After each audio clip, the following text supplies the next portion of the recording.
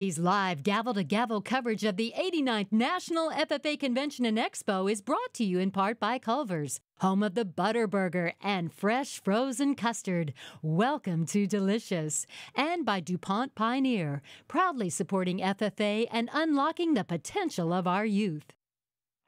RFD-TV and Rural Radio Channel 147 on Sirius XM presents the 89th National FFA Convention and Expo, live from Indianapolis. Now, here is your host, Orion Samuelson. And a good evening to you. We are broadcasting live from Indianapolis at Bankers Life Fieldhouse, which is also the home of the Indiana Pacers. I'm Orion Samuelson, joined today by former national officer Levy Randolph, and it's been an active day already for all of us. Yep, it's been a wonderful long day, and the students' energy is still high, as you can hear behind us. They're getting ready. They're coming in for what is going to be a very important special session tonight. One of my favorites, the Stars Over America. I mean, I go back to the days when we had just a star farmer, but then as FFA changed, we changed stars. Yep, the awards have continued to grow, actually totaling into 4 different categories. So we started with the traditional star farmer, and now we've moved on into star in agribusiness, star in agri-placement, and star agri-entrepreneur. And do they bring cash awards? I think they do, don't yes, they? Yeah. Each finalist actually receives a scholarship, I believe in an amount of $2,000 for being a finalist. Yeah. I can't remember the total number that the actual winner does, but for all of their hard work and investment into the industry, it's nice to see that these students are reaping some rewards that can go towards their education to further improve and enhance their involvement in the industry. So we will meet the 16 candidates for the 4-Star Farmer Awards that will be presented tonight. And how are those candidates chosen? Is it geographic, or how is it? Well, each state is actually, they send their finalists, the person who won in their own respective state. And then from there, their applications are judged by National FFA, judges that take every application into consideration and then identify 4 representatives. And by region, it's broken by the 4 regions, so Western, Eastern, Central, and Southern. Okay. I judged that Star Farmer competition 1 year. I said I will never do it again because it was one of the toughest jobs I've ever had. They're outstanding. Lots of talent in this pool, and it's hard for me to even believe that at 26 I've never done what any of these individuals have done, and it's just great to look at these students every single year and realize that some of these students in this audience are doing the great things that these 16 are doing right now. I've never forgotten when the convention was in Kansas City. I interviewed a winner of one of the Star Farmer, and I said, "Did you ever dream this?" And he said, "I came here as a sophomore, sat way up in the balcony, and I said, I'm going to be up there someday." And he made it, became Star Farmer. And the foundation plays an important role in providing the scholarships and the awards that go to these people. Yep, and it's not just these 16. The foundation are the champions of every FFA member. And this session, we get to recognize the foundation and the sponsors and their hard work that every year continues to rise the record of amount of fundraising and funds that are available to our students to provide scholarships for them if they win, say, a Star Farmer Award. Are you ready for the attendance count? Let's hear it. Are you ready? Well, let me dig it out here, because ahead of session 3, the attendance registration 58,744. My golly, we started at 53,000 24 hours ago. People continue to show up. They really do. Indeed, they do. So, oh yeah, well, we have heard one of the retiring addresses earlier today. We're going to hear Eastern Region Vice President Sydney Snyder give her retiring address tonight. That'll be another good one. RFD-TV was able to speak with each national officer ahead of the convention. Sydney tells us what's next for her after a year of national officer service. completing my sophomore year in agricultural communications. My goal is to go into a career around marketing or public relations. What that might look like specifically, I'm not sure, but I do know I want to stay focused in agriculture. This year's really showed me that I really enjoy telling the story of agriculture and telling the story about those who are involved firsthand with agriculture. And so if I can have something like that as a career, I know that I will be really happy and fulfilled, and that I'll be doing the work that I'm meant to be. So I'm excited to see where that goes. Still have a few years of college to kind of figure that way out, though. While Sydney gears up for her address, Southern Region Vice President Abby Gretsch presented hers earlier today. A lot of you saw and heard her with the important message of embracing your journey. We can't start our journeys until we decide to go. So what journey are you seeking? Maybe it's to make your school's rodeo team, receive a full ride academic scholarship to your dream college, or simply checking off that bucket list item that's been on your list for years. Whatever your journey is, every single person in this room has one, and it's different for everyone. No matter your journey, it's time to quit hiding and start seeking. Our journey doesn't start by hiding behind our fears. If you're scared, I've been there. It's okay to be scared, but we shouldn't let fear control us. Now, as we gear up for the show, the big one tonight, we want to recognize a very important part of this organization that we've talked about before. It's the FFA Foundation. And joining us now from the National FFA Foundation are Corey Rosenbush and Craig Bacon. Welcome, gentlemen. Thank you. This foundation has grown unbelievably. Every year, besides wanting to know who the stars and the national officers are, we want to know how much money was raised the past year. And both of you play a role in it. Why do you do it, Craig? Well, I mean, I think it's easy to see, you know, even though production agriculture gets smaller and smaller, there's more and more of these kids. The number's amazing, nearly 650,000. And with more students comes more opportunities to prepare them for a career in agriculture. And why do you get involved in it? Well, it's been my life. I grew up around it. My father was my ag teacher. My cousins are ag teachers. It becomes part of your blood. And what's great about the individual giving efforts we're focused on now is that no matter how FFA touched or impact you, you can get involved and give back, and it can impact your local chapter. And we do it not only through companies and corporations, we do it as individuals. Absolutely, and this is a brand new venture, really, for the FFA Foundation, and we're really excited to have individuals personally get involved, and we've had individuals that have given gifts of land, their farms. We've had them make plan gifts so that they're leaving behind a legacy through FFA, and it can go right down to that state or that chapter level. So as we look at companies and corporations, we should find out your involvement with what companies?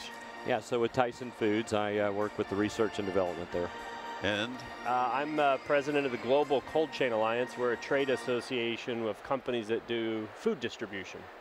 And then let's talk about, besides the dollars, the internships and the intern programs. What do you do with Tyson?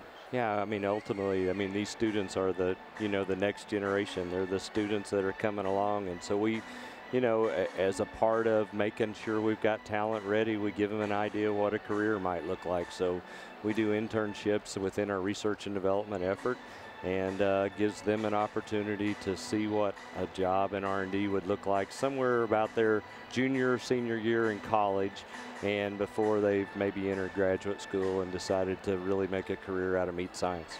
And then you go calling on them. Yeah, we sure do. So today we've got 30 former interns that work for us. So it gives us a chance to see what they're all about, and gives them a chance to see what we're all about. And it's kind of interesting because they're there to impress you, but you mentioned you're kind of doing the same thing, trying to impress them with the opportunities. I've told my own children they're on an interview for 90 days. So yeah, it's a little tough, right? But it's a good chance for us to see how they really work. And boy, kids with this kind of background and experience just know how to work and know how to, you know, interact, and people skills, right? Soft people skills are wonderful. That's very important. And your internship program, do you have one? We do. We have an internship program. We get an intern every semester from Texas A&M. I'm a little biased. That's where I went to school, so I have a bit of a connection. And I was telling a student this evening at dinner about 20 years ago when I was on stage with you and I was national president and another CEO of a big agribusiness firm. I won't mention their names, but it wasn't you, Craig. That landed me an internship, and I learned what I didn't want to do from that internship. You did. Okay. And that's equally as important. It is, because if you don't want to be there, you're not going to be a very good employee, are you? You've got to learn what you're passionate about.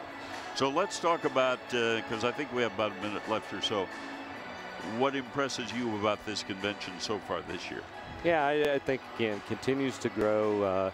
Indy does a wonderful job hosting it. It's good to be back, you know, again in Indy, and we've had rain, so good for agriculture, right? So, but yeah, maybe a little dampened, but everybody seems to be in great spirits, and the Blue Jackets everywhere. So. Yeah, it's been a rainy day, but as we say at the Board of Trade Grain Market, rain makes grain, and so we never get tired of that. How about your impressions of the convention so far? We've broken a record this year of membership, and I feel like that's come to Indy. It just feels so much larger, and everywhere you turn there are students, and it's like a reunion. It's so many great relationships, and to be able to see everyone and rekindle those relationships is special. And from the standpoint of moving forward, your support will still be there.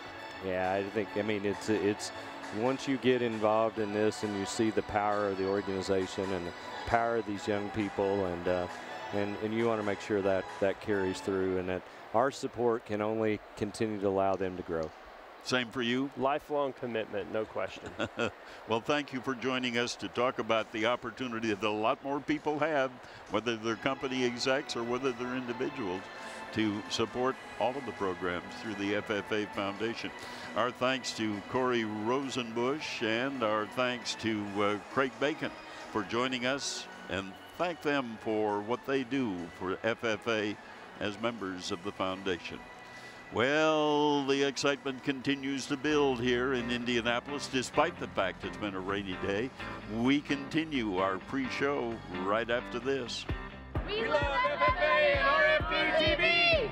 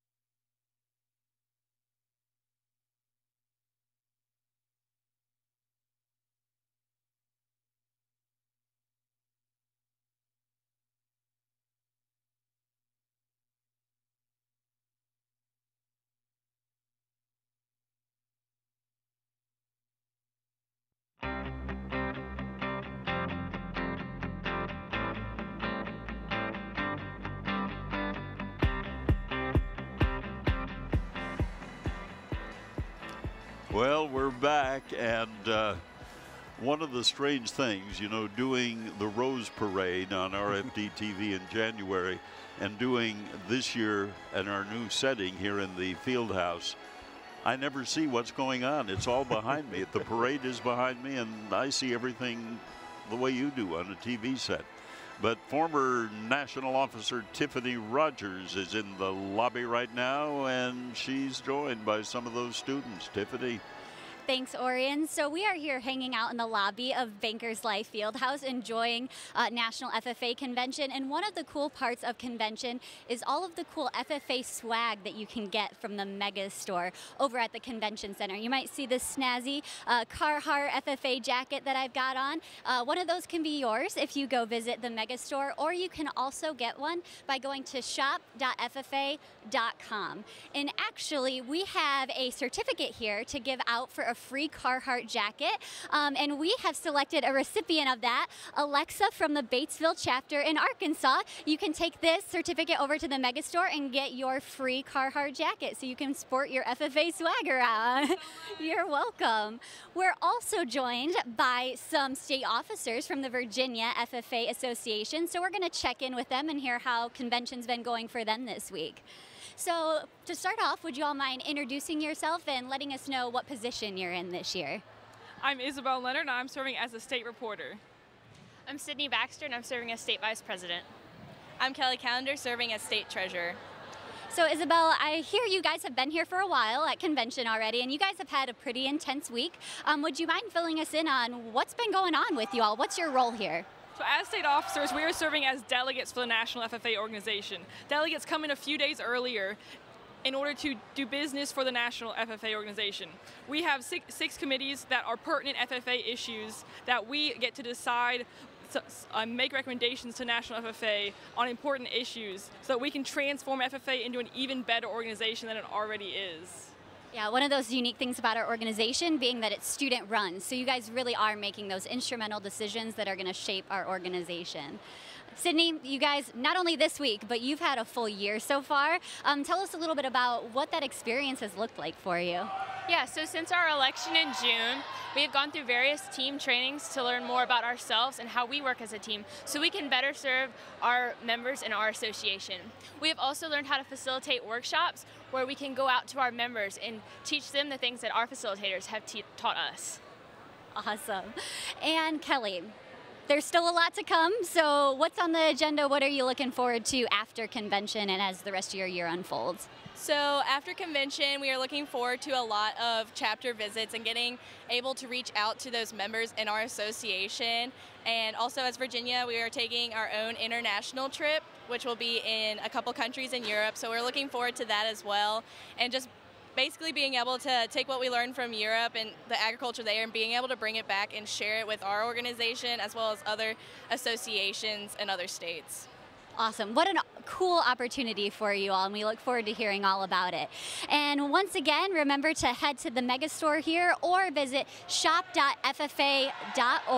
to get your own Carhartt jacket, and Orion will send it back to you. Well, thank you very much, Tiffany. And have you noticed that there are a lot of ladies leading the organizations there and this year's officer team? Yeah, I mean, one of the statistics that is really quite impressive, especially considering it's 1969, but more than half of the leadership positions are held by females in this organization, and they are great. They do a good job. Great at what they do. You bet they are.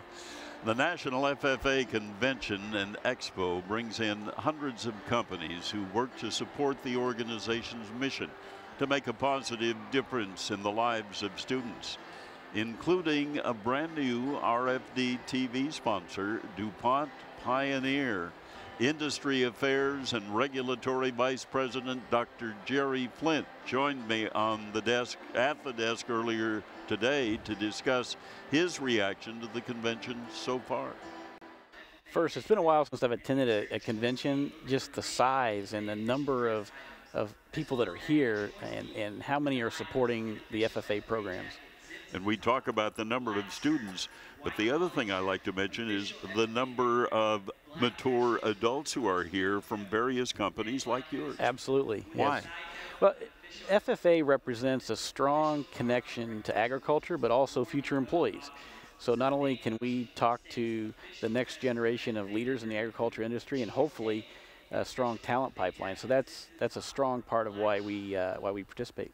Do you have a booth at the Expo trade floor so that you can visit personally with FFA members? We actually do. We have booth number 335, and we have a number of activities going on there, but we also have another thing that's on the trade floor. We have a grain trailer. And tell me about that. You're calling it the Chrome trailer? It's Chrome. Chrome represents the next generation of hybrids for Pioneer. Okay. And as part of the launch of those products, pending all the regulatory approvals, of course, and the final field testing and advancement, we are going to use that trailer to promote the new product line. But at the end of that, what we're going to do is donate that to the FFA auction. So the proceeds of auctioning that Tempty trailer, it's a very nice looking trailer, will go to National FFA. This is a trailer that hauls grain. It is, yeah. And that is quite a gift to the FFA. Any idea what it costs? Well, the retail value is around $45,000, and we hope to raise more than that when it's auctioned at the FFA auction. Amazing about that kind of support. A lot of people who are here at the convention have a personal contact with FFA beyond the company. What's your experience with FFA? Well, I'm happy to say that I've just joined the sponsors board. Oh. And so this is my first convention as a member of the sponsors board. I'm very happy to do that. I've been involved in different FFA activities over the years, but this is the first time I'm also providing a personal investment in terms of time to support the organization, to raise funds, to keep generating the excitement around FFA. That FFA Foundation has done miraculous work in getting the funds necessary to continue these programs. Absolutely. And one of the things that I'm also excited about is that this fits really well with the overall DuPont approach to how we're engaged in bringing and supporting ag teachers, because they're very important, particularly with the FFA chapters. Talk to me a little more about that, because I'm concerned about the shortage of ag teachers we have in the country. Yes, we're actually doing a couple things, and in partnership with FFA, but we have Teach Ag, we have the DuPont Ag Science Ambassadors, and we have the DuPont Ag Inquiry Institute. All those things are designed to bring students into agriculture that may not be necessarily from a farm background, but may have some interest in the future. And then we also participate in the CASE program, which is the curriculum for ag science education, and teachers can apply for grants, and we offer several of those. We're taking applications through November for this next year, but that supports the students through their teachers' ability to provide curriculum as well as equipment necessary to be certified for the CASE program. And I would guess there's a website or an address somewhere where people can get information on how to apply and when to apply. Absolutely. It's very simple. You just search for CASE and the curriculum for ag science education, and you find it right there. Finally, I have to ask you about this year, because I think we're going to be talking about it maybe for a few years at least. Record production across the United States in both corn and soybeans. It's exciting, and one of the things that we've seen as a company is, as growers continue to adopt new technology to change their agricultural practices, they're really focusing on the productivity piece of it and the data science piece of it as well. And I think those things are just now starting to come together in agriculture that's really driving some of that production. Now we've got to figure out a way to create the demand for our products. Of course, we do want to thank DuPont Pioneer for being an RFD-TV sponsor of this coverage, along with our other fine sponsors. We're honored to have them be a part of this broadcast. So thanks again for your generous support of rural programming and, of course, your support of the FFA. And we wouldn't have a broadcast without our wonderful listeners and viewers like all of you. And so we thank you for tuning in. And if you have any questions or comments, our founder and president, Patrick Gotch, invites you to email him personally at patrick@rfdtv.com. And of course, there are plenty of activities and opportunities for FFA members at the Expo this week, and RFD-TV brings it all to you live. I do have to say this about Patrick. He does read your email. He looks forward to getting them, and you more than likely will get a response. I don't know how he finds the time. We're going to check in with the social media board after this break. We spend the majority of our year separate, and that's for us so we can go out and have the biggest impact meeting with students. But we did some chapter visits as a team just like this back in January, and it was really cool to see how much my teammates had grown in their ability and just how much more comfortable they were in the classroom. This portion of RFD-TV's live coverage of the 89th National FFA Convention and Expo is brought to you in part by DuPont Pioneer, proudly supporting FFA and unlocking potential of our youth. Unlock potential in your fields with the new Pioneer brand Chrome technology.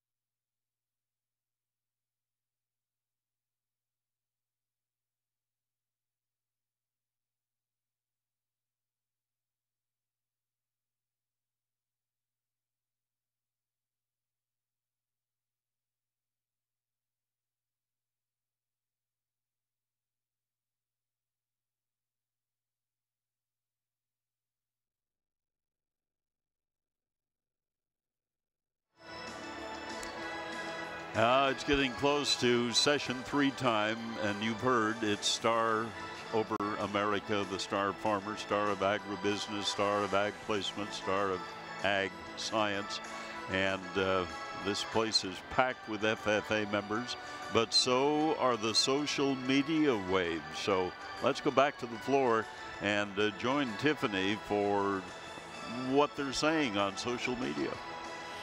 You are exactly right, Ori. And the streets here in Indy are flooded with blue and gold, and so are our social media feeds. Let's go ahead and take a second and look in to see what's happening out there on social media. The Shenandoah FFA chapter says, oh, you know, just how we killed time waiting on our meals. Hashtag FFA and showing some of that fun had here at convention. Ice Miller Ag says we are proud to support the National FFA Foundation's Donor Appreciation Dinner tonight and interact with FFA members, and I'm sure we'll be seeing them during this sponsors recognition tonight. Chris Kringle says, I love that so many members dab when they realize they're on the screen. That's actually something I realized earlier too. And Katie Porter says, watching the National FFA Convention on TV, how I wish I was there. I miss it and the city of Indianapolis. Hashtag FFA, hashtag National FFA Convention. The Dirt says FFA attracting more young women to ag careers. Currently, young women hold 5 of their 6 national offices. And I think Nick had a little bit to say about that during our session too. Matt Campbell said, just a sea of blue at National FFA, transform FFA with a shot of Banker's Life there on the side. Emily Marshall says, gotta start them early at National FFA, #TransformFFA. And Jeffrey says, facing a fear of heights right now, but it's worth it, obviously sitting up there in those top seats in Bankers Life Fieldhouse. Veronica says, I just want to be on the big screen. It is my dream. We'll see if we can make that happen. All right, and we'll send it back to you, Orion. All right, thank you for that. And Levy, as we approach session 3, I have been wanting to say something that is as close to politics as I'll get on this coverage. I just wish the planners of the Republican and Democratic national conventions could have seen how we conduct business at the National FFA convention. Whatever happened to parliamentary procedure, correct? Yes, correct. And we start with stating our goals and stating our purpose, and we sing the Star-Spangled Banner, and we stand and put our hands over our hearts, and we do the Pledge of Allegiance. It's such a different atmosphere. I was talking with somebody who actually works at Bankers Life today, and she was talking about how the students here every year that they came in the past, they just give her hope. And I think that speaks volumes to what our students and what our organization is all about. We respect one another, we debate and practice parliamentary procedure, and of course, like you mentioned, we stand, we place our hands over our heart, we sing the national anthem. Everything about National FFA speaks volumes by how our students act every time they're at National Convention.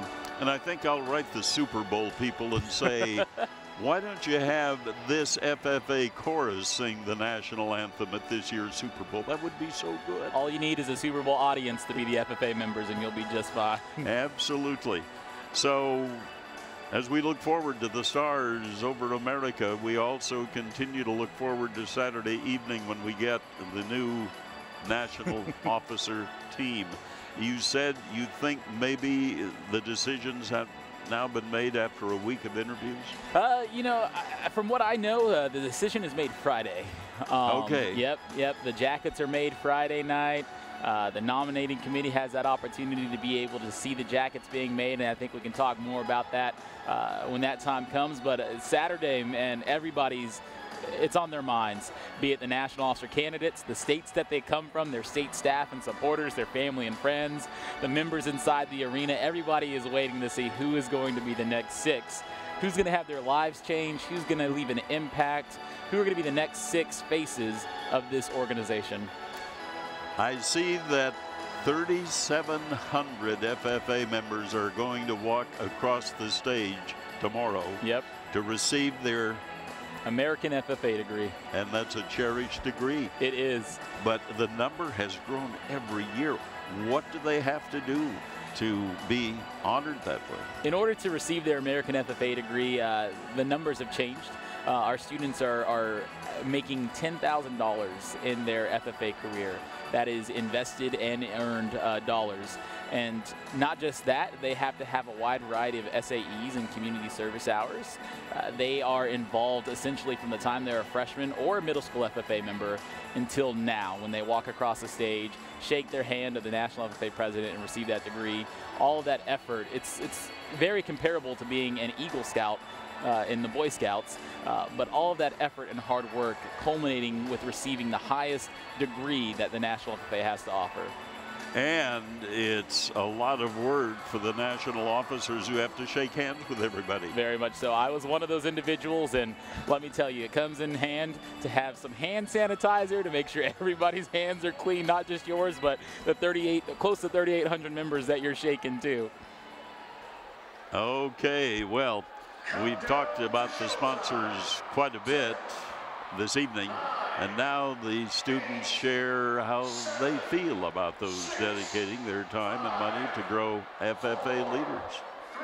There's a lot of things that we do in the FFA that wouldn't be possible without the support, the donations, and the help of our sponsors. Whenever sponsors donate, it opens up a lot of windows for partnerships. I know we've donated over 112 pounds of chicken, and that really helps out the community. Without our sponsors, I can say I wouldn't be who I am today. I'd be really emotional and just hug them and say thank you. Those opportunities have allowed me to find my passion for agriculture and in turn inspired me to want to help future students find their passions within our industry. With those conferences and camps that they sponsor, the impact that they have doesn't just last in that event. It stays with us really for the rest of our lives. Thank you, first off, for giving me a jacket that made me feel like I belonged in something bigger than myself. It has been amazing to be able to help out the lines of people at the White County Food Pantry and to just see that food go to a great place and knowing that we have been able to help them through you. When they're investing in our program, they are investing in something that is going to benefit our members not only today, but also in the next 20 years. They're investing in something that's going to help them become better people for their entire lives. Receiving the grant made us so grateful because then we could give back to those kids in our school who were going through hard times and needed something there. The fact that there's enough money to give scholarships for college students like myself, thank you for helping me and supporting me throughout my journey in life. Thank you to all the large sponsors and individual donors. Thank you to all of our previous advisors for all their help and guidance through our process. Thank you for helping feed our community. Thank you for my jacket. Thank you for helping my SAE thrive.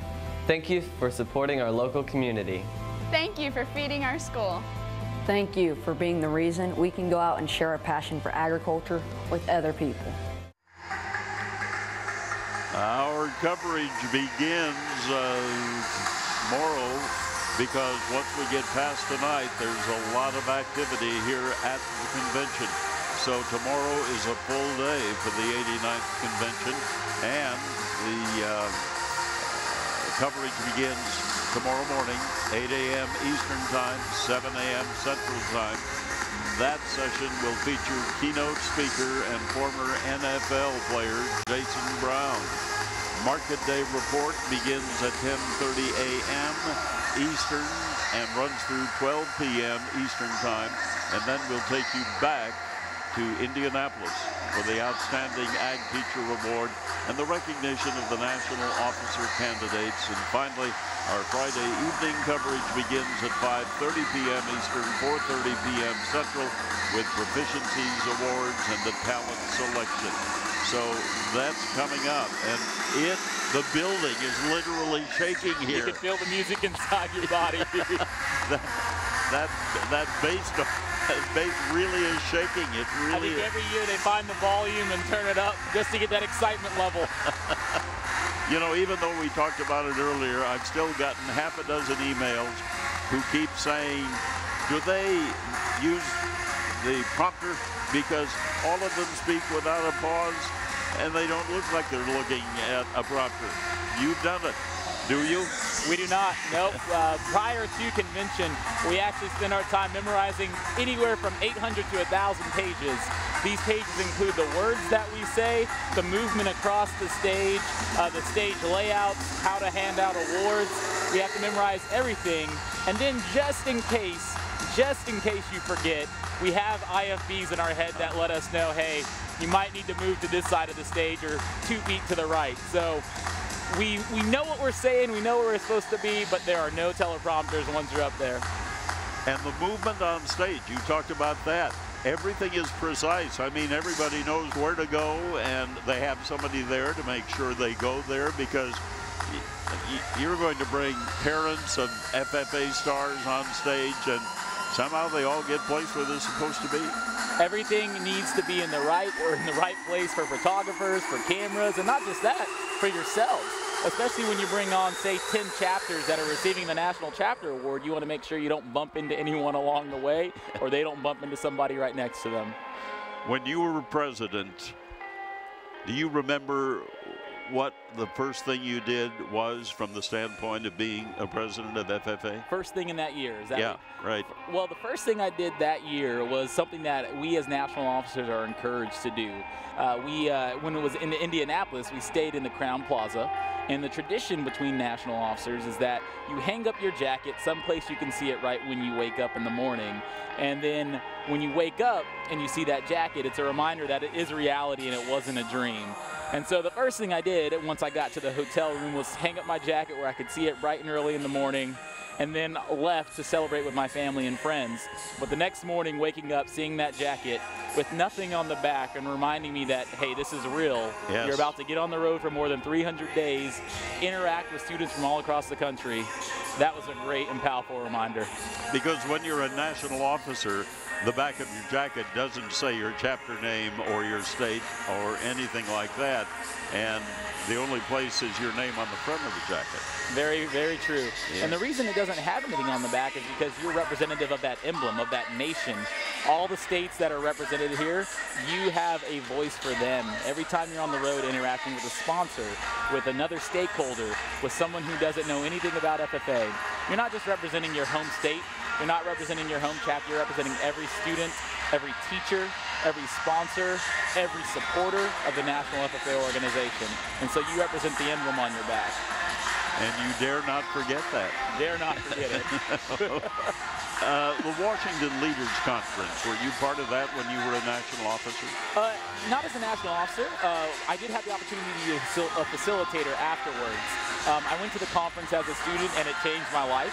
And really? I did. I went right after my junior year and developed a Living to Serve plan, a community service plan for my community back in California. And after going to that conference, I knew that I wanted to be a facilitator. I wanted to be an officer at a higher level. I wanted to make a difference. And then after national office, that dream still held true, and I applied to be a WLC facilitator and had the opportunity to facilitate for 3 years and then serve as the WLC director and help other facilitators impact students. And let me tell you, 400 students a week, 12 college students managing the 400 students a week. Yeah. It gets crazy in Washington, D.C. Well, thanks for sharing the memories, and I think it's time to go down to what's happening behind us. Okay, so Session 3 of the 89th National FFA Convention and Expo begins now. Let's get started. FFA members and guests, get on your feet, make some noise, and welcome your 2015-2016 National FFA Officer Team.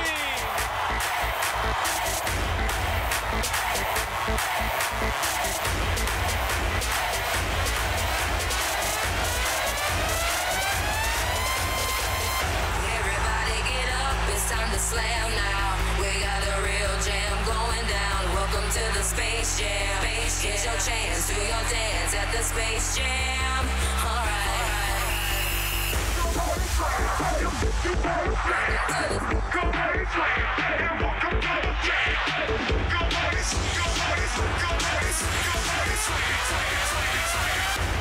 Welcome to Space Jam.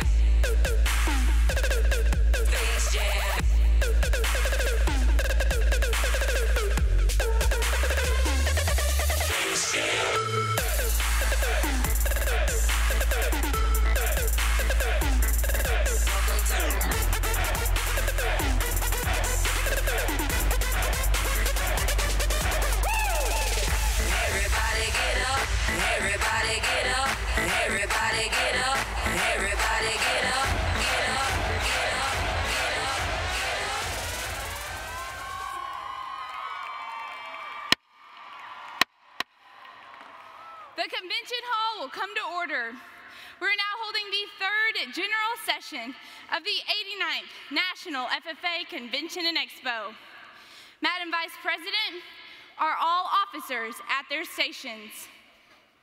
I shall call the roll of officers, determine if they're at their stations, and report back to you, Madam President. The Sentinel. Stationed by the door. Your duties there? Through this door pass many friends of the FFA. It is my duty to see that the door is open to our friends at all times and that they are welcome. I care for the meeting room and paraphernalia.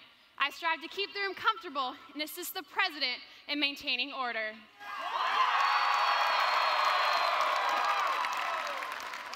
The reporter. The reporter is stationed by the flag. Why by the flag?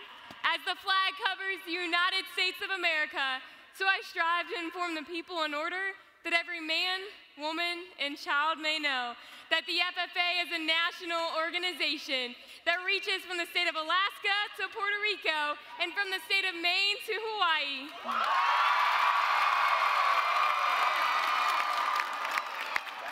The treasurer.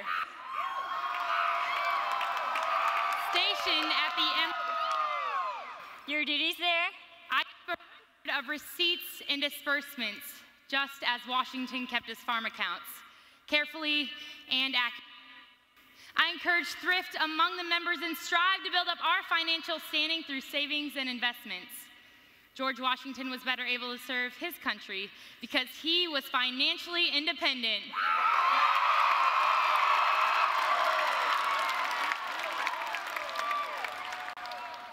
The secretary. Stationed by the ear of corn.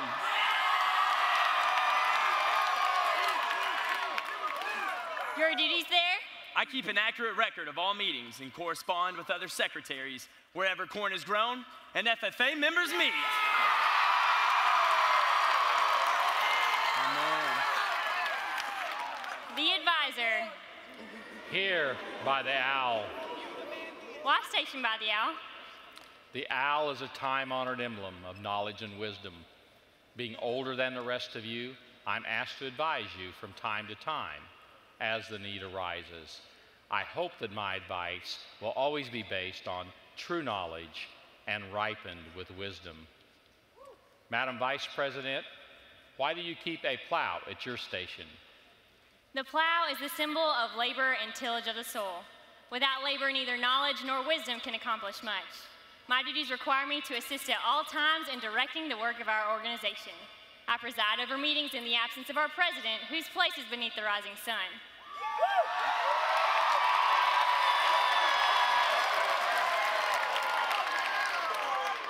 Why is the president so stationed?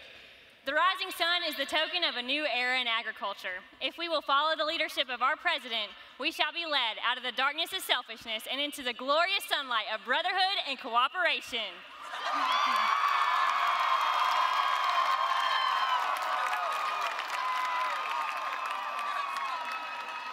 Madam President, all officers are at their stations. Thank you, Madam Vice President. The Secretary will call the roll of members.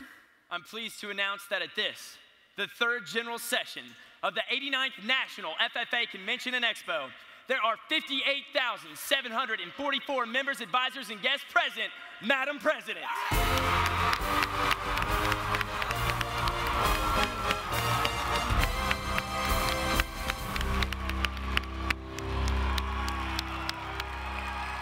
Thank you. FFA members, why are we here? To practice brotherhood, honor agricultural opportunities and responsibilities, and develop those qualities of leadership which an FFA membership possess.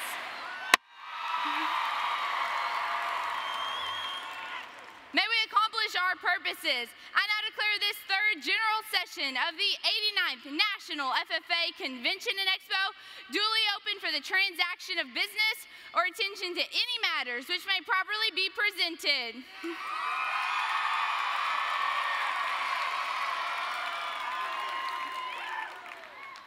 Our chair for this session is an all-around athlete, from running to volleyball to water skiing. If it involves being outside and sports, she is all in. Her love of the outdoors and competition is complemented by her keen ability to find local coffee shops and cuddle up with a good book. She brightens up the room with her smile and encourages me to find joy in all things. This country girl cleans up really well, especially when she was State Fair Queen. Just ask her about the State Fair and she'll quickly explain why it's one of the best in the country. I'm proud to introduce to you my teammate who literally goes to school in a cornfield from Iowa and our National FFA Central Region Vice President, Abra Meyer.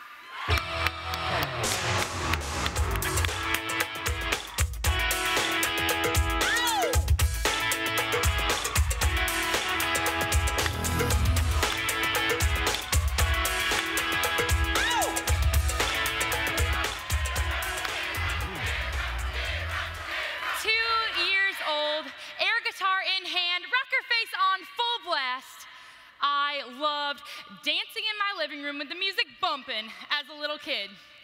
There was nothing you could do to stop this girl from becoming the next rock star, and my mom even has evidence to prove it. You play your air guitar? Show mommy. Show mommy.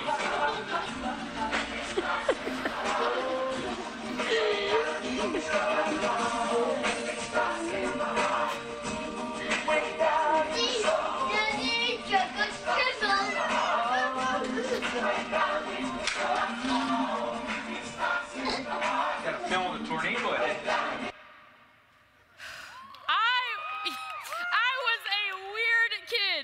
And my dancing moves and facial expressions definitely need some work, but there was no denying I had an unconditional love for music. I couldn't wait to sway to the sweet southern twang of Garth Brooks, groove to the rhythm of Michael Jackson, and sing, "Oops, I Did It Again" with my girl Britney Spears. At just 2 years old, I was determined that I would be the next kid pop star. That wasn't until I realized the amount of commitment that those rock stars made till their performance. Musicians commit long hours to songwriting, spending many nights away from home, perfecting their God-given talents and skills, and entertaining their fans across the world. They commit to all that they do because they know the show must go on. Just like musicians tonight in this session, we will recognize those folks who perfect their God-given talents and skills in FFA by recognizing our Star Over America finalists. Yeah! We'll also meet our sponsors and donors who are committed to making sure this show goes on. And finally, we'll turn the radio dial to hear the retiring address of a committed Buckeye fan and your National FFA Eastern Region Vice President, Ms. Sydney Snyder. We would like to say hello and welcome to all of those streaming online or watching at home, and thank our friends at RFD-TV for their commitment to broadcasting the National FFA Convention and Expo.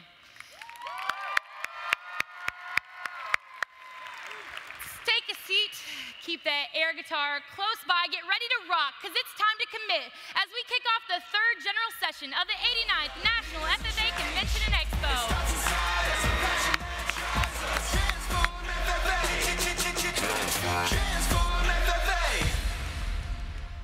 Sing along with me. Twinkle, twinkle, little star, how I wonder what you are.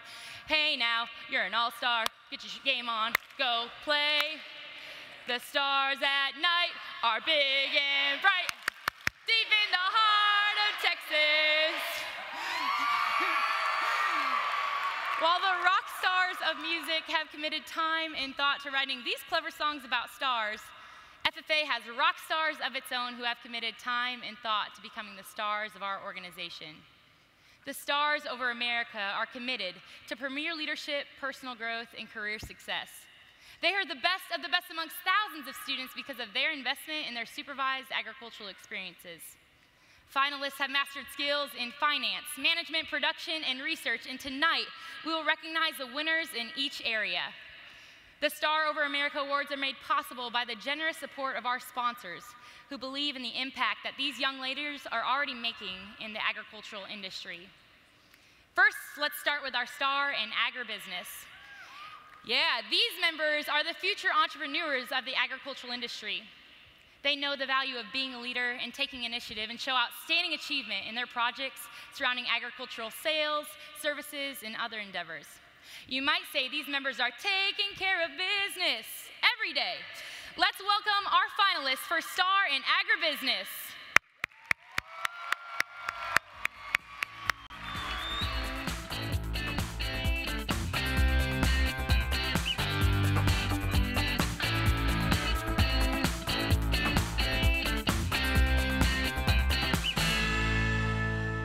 Growing up in Berea, Kentucky, Terry Napier didn't live on a farm, but he loved working outdoors and had a knack for fixing and maintaining the mowers and trimmers his father used in a small part-time mowing business. As Terry got older, he took over his father's business and has transformed it into a successful landscaping and mowing enterprise. What started out as a standard mowing and trimming service has evolved into a total property management business, which includes cutting, weeding, fertilizing, landscaping, and stump removal. While word-of-mouth advertising has worked well for Terry, he has been successful marketing his company online and through vehicle decals, yard signs, and T-shirts. During his junior and senior years in high school, his business doubled, enabling him to hire his first employee. His earnings also enabled him to purchase his truck, trailer, several mowers, and trimmers. In addition, the success of his business has allowed him to attend college debt-free. Terry scheduled his college classes to maximize his free days, allowing him to continue to meet the demands of existing and new clients. Terry is quick to credit his parents, Christy and Ray Napier, with instilling in him a strong work ethic and a can-do spirit. He is a member of the Madison Southern FFA chapter, which is led by advisors Kevin Anderson, Wes Williams, and Brent Muncie. When he's not busy landscaping, Terry attends Eastern Kentucky University, where he is working toward a bachelor's degree in construction management. American star in agribusiness, Terry Napier. Please join me in congratulating Terry Napier.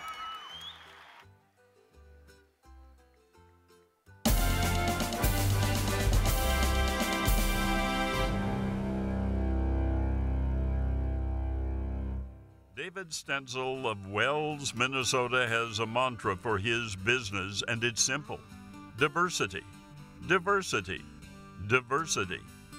Growing up on his family's 700-acre farm, David loved following his father around on his daily chores, and from a young age, he knew he wanted a life in agriculture. In the 9th grade, he and his brothers went into partnership together, cutting and baling hay. What started out as 14 miles of ditch cutting has now expanded to 40 miles. The following year, David and his brothers expanded their business to include custom feeder pigs, and they later added a custom livestock business. They provide the labor, the barn, livestock handling, and anything else that keeps the animals happy and healthy. Not content with 2 businesses, David expanded yet again to include field draining as a service to area farmers. It was a risk and required a new skill set, but David was determined to make a go of it. So what began as 36,000 feet of tile has now grown to nearly 211,000 feet of drainage every year. All along the way, he carefully purchased new equipment to stay efficient and profitable and one step ahead of the competition. After he graduated from high school, David diversified his operation once again, this time to include hauling sweet corn and peas for Birdseye. And of course, he expanded this business, hauling grain, gravel, and manure for area farmers and businesses. David has been supported and guided by his parents, Steve and Julie Stenzel.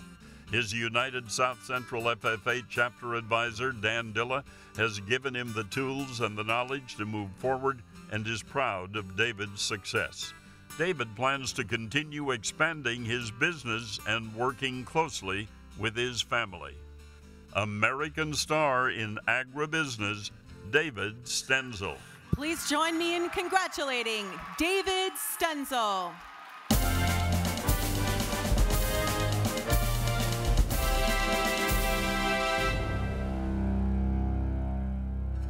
You might just say that rodeo is in Garrett Yerrigan's blood. The prior Oklahoma native's parents were both rodeo competitors. And when he was 2 weeks old, he attended his first rodeo, and it's something he has known all his life. You can shake him, you just can't tip him over. That's the rules of the game. But unlike his parents, who chose horses and bulls, Garrett discovered the microphone. At age 14, the Pryor High School FFA member received an opportunity to announce his first rodeo. That day started his journey on becoming a professional rodeo announcer. Garrett became involved in FFA in 8th grade, and part of that involvement included the agricultural communications proficiency. During his junior year, he focused his supervised agricultural experience on being a pro rodeo announcer. In 2014, he made his first trip to the International Finals Rodeo as the announcer and set the record for being the youngest announcer in the rodeo's 46-year history.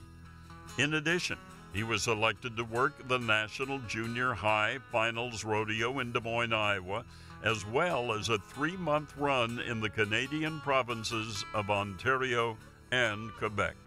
His SAE has become his full-time vocation, and he couldn't be happier.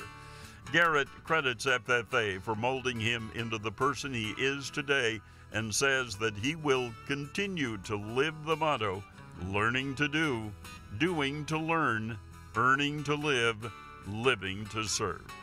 He credits his parents, Kathy and Dale Yerrigan, for giving him the rodeo bug and the drive to succeed. He is a proud member of the Pryor High School FFA chapter, which is led by Walt Taylor. American star in agribusiness, Garrett Yerrigan. Please join me in congratulating Garrett Yerrigan.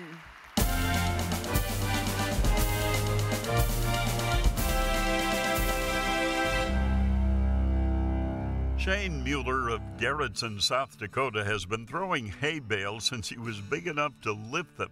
Having worked for his dad in the hayfield at a young age, Shane decided in high school to start his own business and see if he could be as successful as his father. You see, Shane had a vision for his business and a plan for baling in his area. He had noticed demand for smaller square bales was high, since it was easier to feed horses and livestock with the smaller bales. So, taking a chance, Shane purchased his first baler off Craigslist and got to work. Starting his own business from scratch wasn't easy. He and Shane knew he had a lot of learning to do.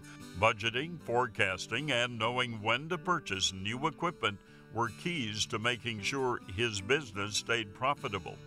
Maintaining ideal moisture levels to give his clients the highest quality hay is always a balancing act and an experience he enjoys.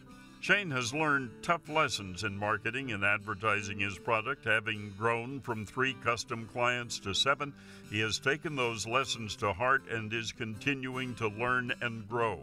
Advertising online has left demand outpacing his supply, so Shane has learned how to expand his product by renting area fields and is always on the lookout for new property. Shane is a member of the Garrettson FFA chapter, which is led by his father, Ed, who along with Shane's mother, Julie, has helped guide him over the years. American star in agribusiness, Shane Mueller. Please join me in congratulating Shane Mueller.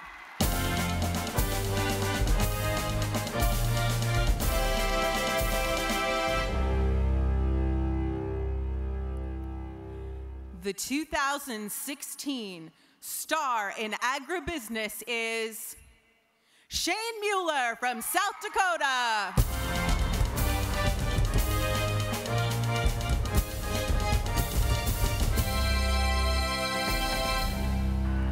From the first time he could lift and throw hay bales, Shane was working for his dad in the hayfield. After helping his father with and gaining experience, Shane started his own custom haying business. Congratulations on being named the 2016 Star in Agribusiness.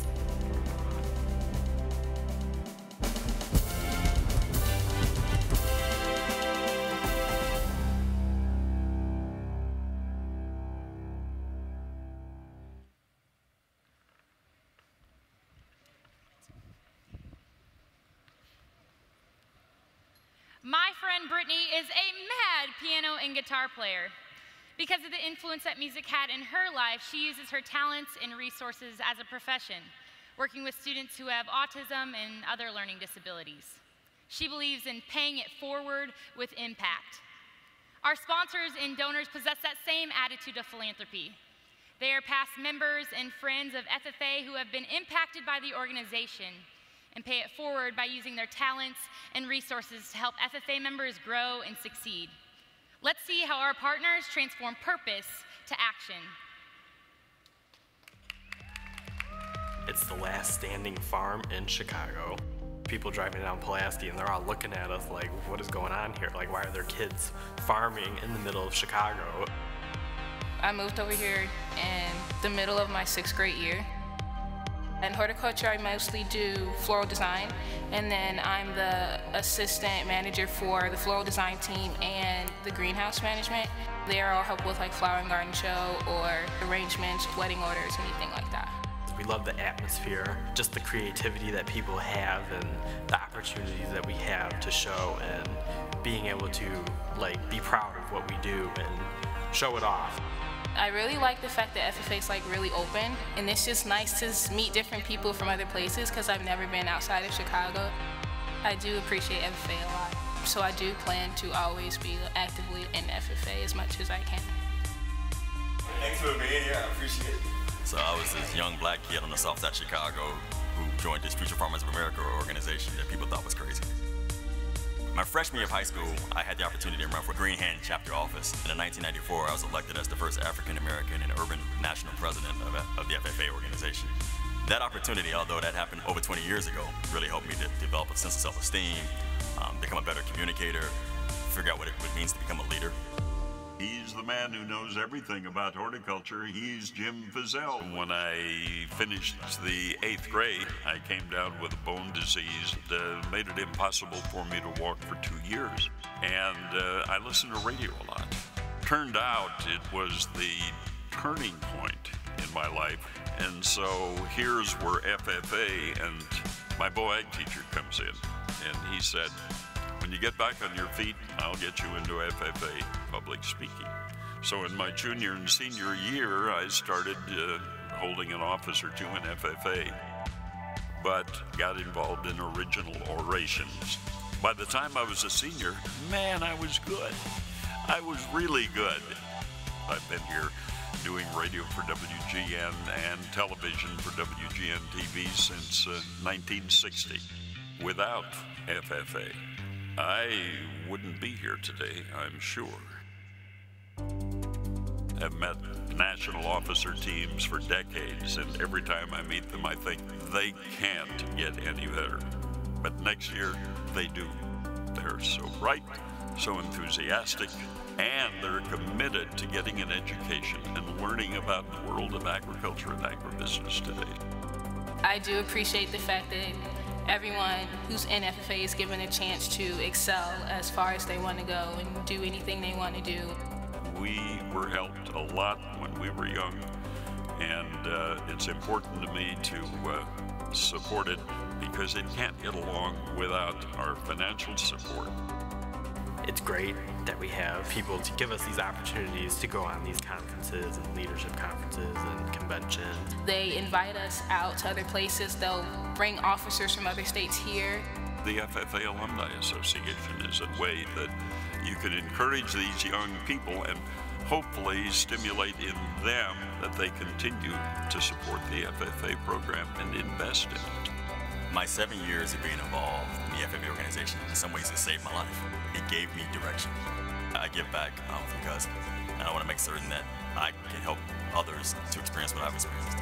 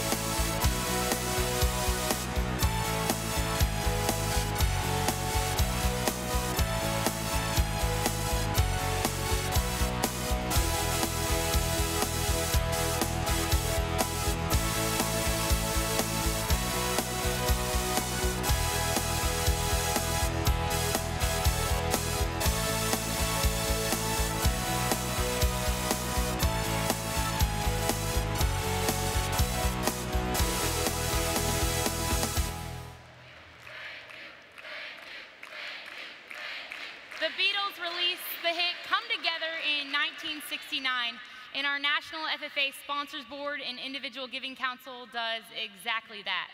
They are made up of educators, business leaders, individual donors, and FFA alumni who come from different backgrounds in agriculture, but come together because of their love for FFA. They work to build relationships and partnerships with our partners so that we can have the jammin' experiences we do in our organization. Tonight, we have that VIP access to meet these rock stars. Let's give it up for all of our members of the Individual Giving Council and Sponsors Board.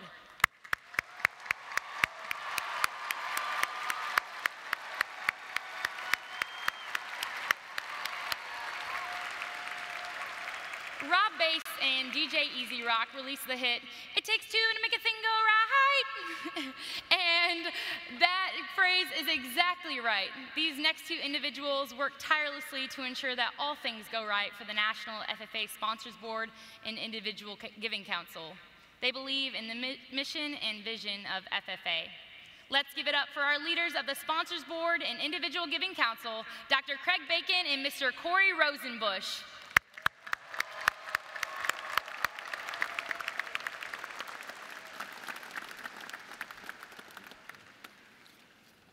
Hello, my name is Corey Rosenbush, and it is an honor to serve this year as the National FFA Foundation's Individual Giving Chair, and in real life, the President and CEO of the Global Cold Chain Alliance. It's hard to imagine it was almost 20 years ago that I stood behind this podium as the National FFA President, representing the great state of Texas.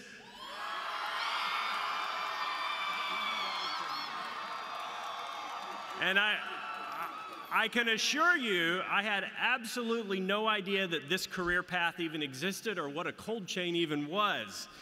My 7-year-old daughter probably said it best in a worksheet from first grade when it said, "My dad's job is to keep food cold." My 6-year-old answered the same question. "My dad's job is to do my bath." I liked hers a little better, and it's a privilege to serve alongside of Craig this year with Tyson's and truly partner on getting their wonderful food products through the cold chain to your plates in a safe and quality manner. It was this network that I built when I was in your seats that led to an internship at a USDA embassy, at an embassy with USDA, to a career in international development, and then into my current position. I had no idea that that was going to happen, but I can assure you that the connections that you're making next to you today are going to be the careers that you will have in 20 years from now. All right, hey, thanks for having us tonight. Corey and I thanks for storing all those chicken strips for us. I appreciate that. Well, I'm a native of Southwest Missouri. Is there any Missouri? Yeah, I thought so. A little chapter in Fairgrove, and I'm currently the Senior Vice President of Research and Development for Tyson Foods. I work in the Discovery Center in Springdale, Arkansas. And you know, in that role, it's all, we've talked about this as Year of the Food, and so I've fed some of these folks fairly decent this year with some great food products. And you know, that's the fun part about agriculture. You can actually taste and eat and see, and so we've had a lot of fun showing them things that our food scientists and our culinologists have developed. It's my pleasure to, this last year to serve as the chairman of this sponsor board, and tonight we're going to talk to you a little bit about what we've been able to accomplish this year. Craig, it's been an absolutely amazing year in 2016. You, ladies and gentlemen, have set a record with over 649,355 FFA members. Congratulations.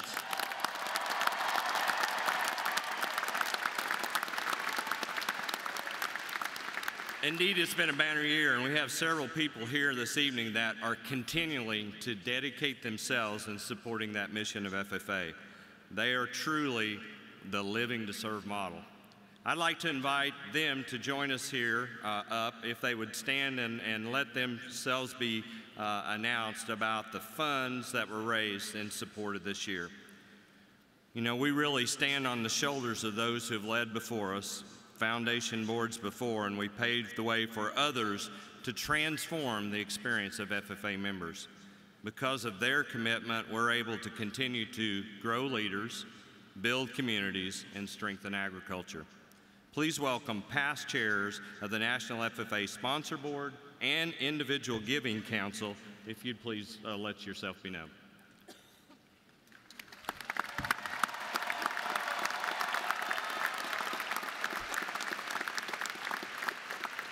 Those past sponsor board chairs that are with us tonight are Melody Alford, Ken Allen, Dwight Armstrong, Beth Bechtel, Glenn Stith, and we also have Vern Hawkins.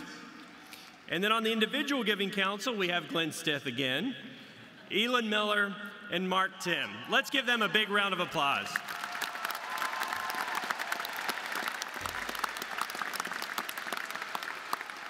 Again, thank you for your personal commitment and your company's dedication to FFA. Support from donors like those who serve on your board and the sponsor companies increase the impact on agriculture education as well as on FFA. Now let us consider, what does that all mean? What did we really change by finding money and sponsorship to transform FFA members? Well, let's start getting down into the details of that. More scholarships. More than ever, almost 2,000 scholarships were awarded for $2.5 million.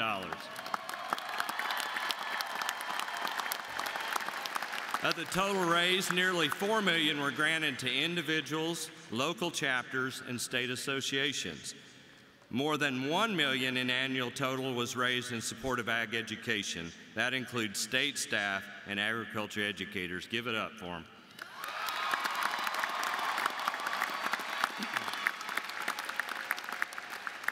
And $2 million of that total raised came from very dedicated individuals who believe in FFA. That financial support has enabled you, the FFA members, to combat food insecurity in your local schools and communities. Last year alone, 147,000 people completed 253,000 service hours, and our chapters donated more than 3 million meals to fight hunger across the country.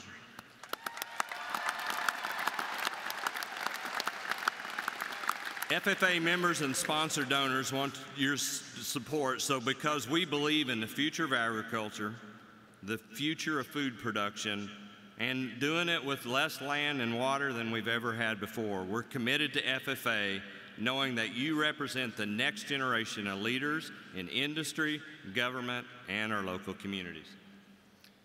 In support of the nearly 650,000 FFA members from across the country, in this great nation, we are very proud to announce that in 2016, we have raised a total of $21 million.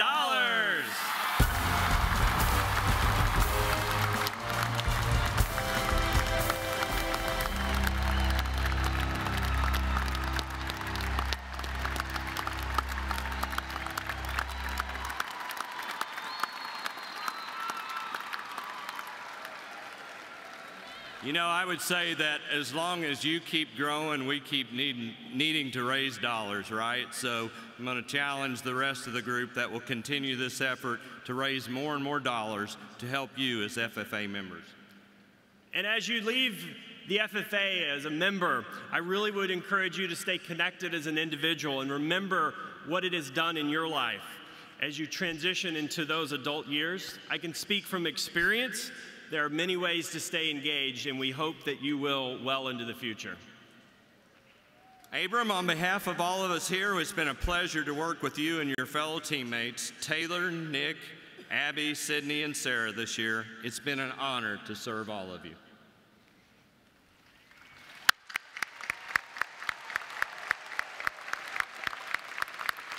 Dr. Bacon and Mr. Rosenbush, thank you for your leadership this year, and we just appreciate how much support you've granted to all of us on the team, as well as all 649,355 FFA members. Let's give one more final round of applause for all of the individuals here who are dedicated and committed to growing leaders, building communities, and strengthening agriculture.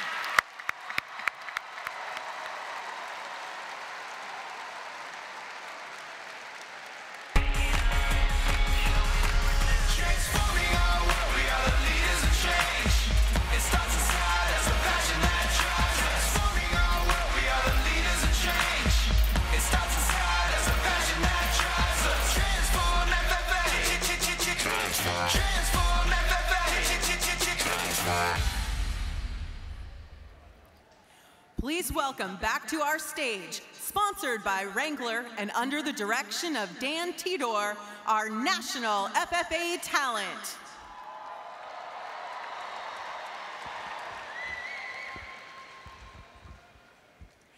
Hey, my name is Abigail Johnson. I'm from the Lafayette FFA chapter, and I'm from Mississippi.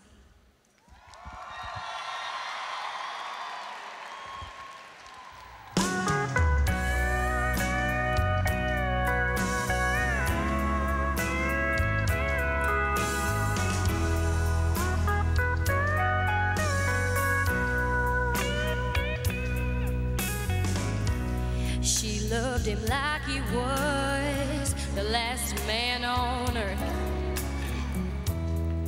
Gave him everything she ever had.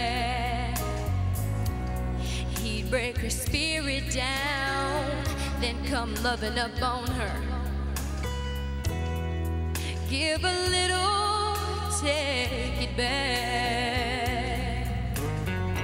She'd tell him about her dreams, he'd just shoot them down. Lord, he loved to make her cry. You're crazy for believing you'll ever leave the ground. He said only angels know how to fly. And with a broken wing, she still sings. She keeps an eye on the sky. With a broken wing, she carries her dreams. Man, you ought to see her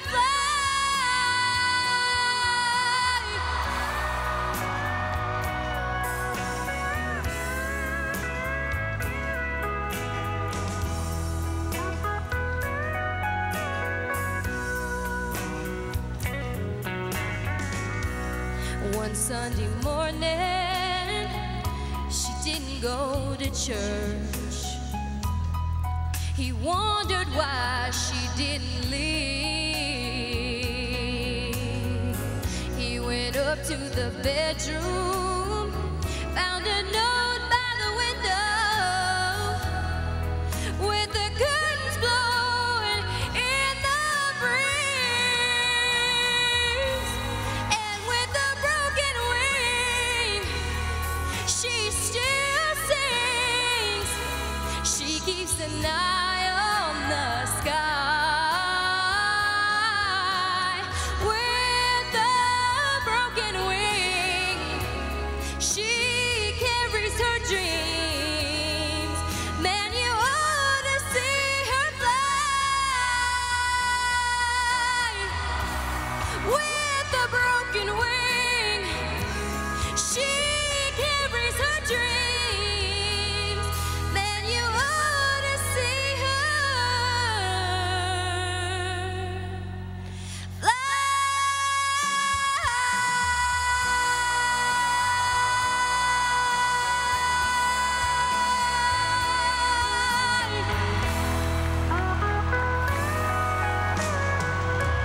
Thank you.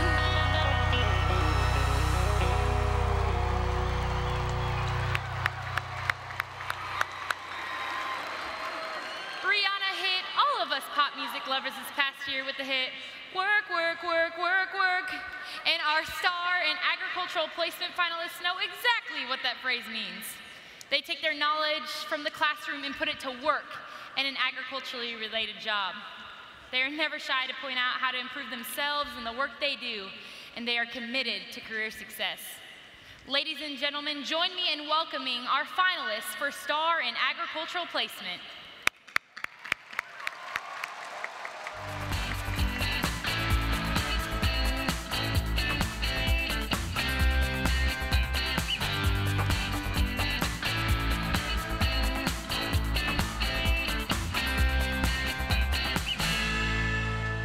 Joseph Knapp Bodiford of Brooklet, Georgia.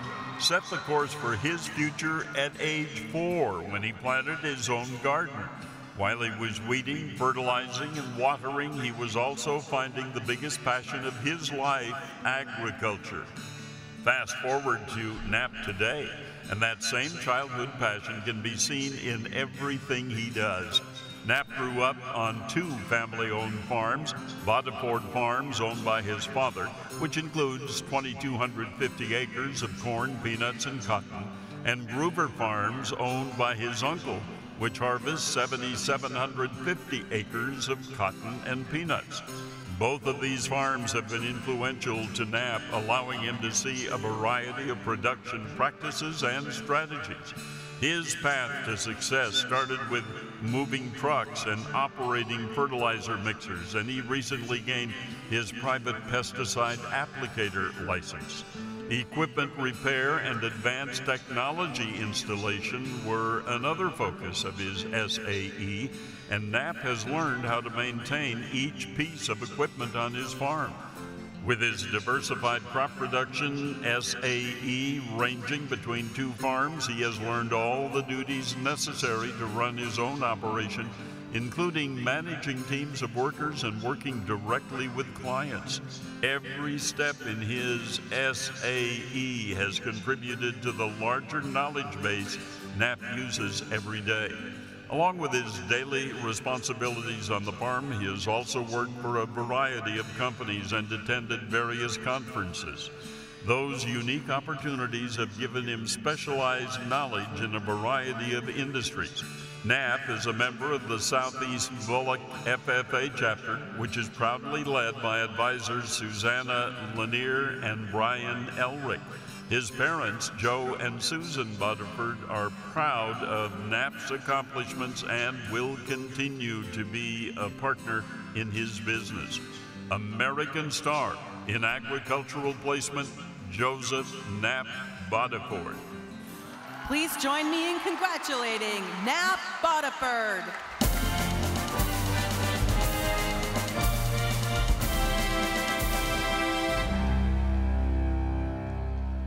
Riley Lewis of LaGrange, Indiana, is a cattleman through and through. He grew up learning calf care, feeding, and maintenance from his father and grandfather, and is now carrying on the family tradition through sustainable and efficient farming practices. He is currently assistant farm manager for Lewis Century Stock Farm, his family-owned cattle ranch. He started at the ground level, learning how to milk cows and drive tractors. These days, Riley handles pretty much every duty the farm can throw at him. He helps manage the cattle and keep track of all the feeding and maintenance schedules. He's also learned veterinary skills so he can better manage his cattle's health with vaccinations, infection treatment, and fertilization. He weans, dehorns, brands, and registers his newborn calves. Record keeping is also a vital role, and he manages and charts the herd's data. He keeps track of breeding schedules, due dates, and milk production.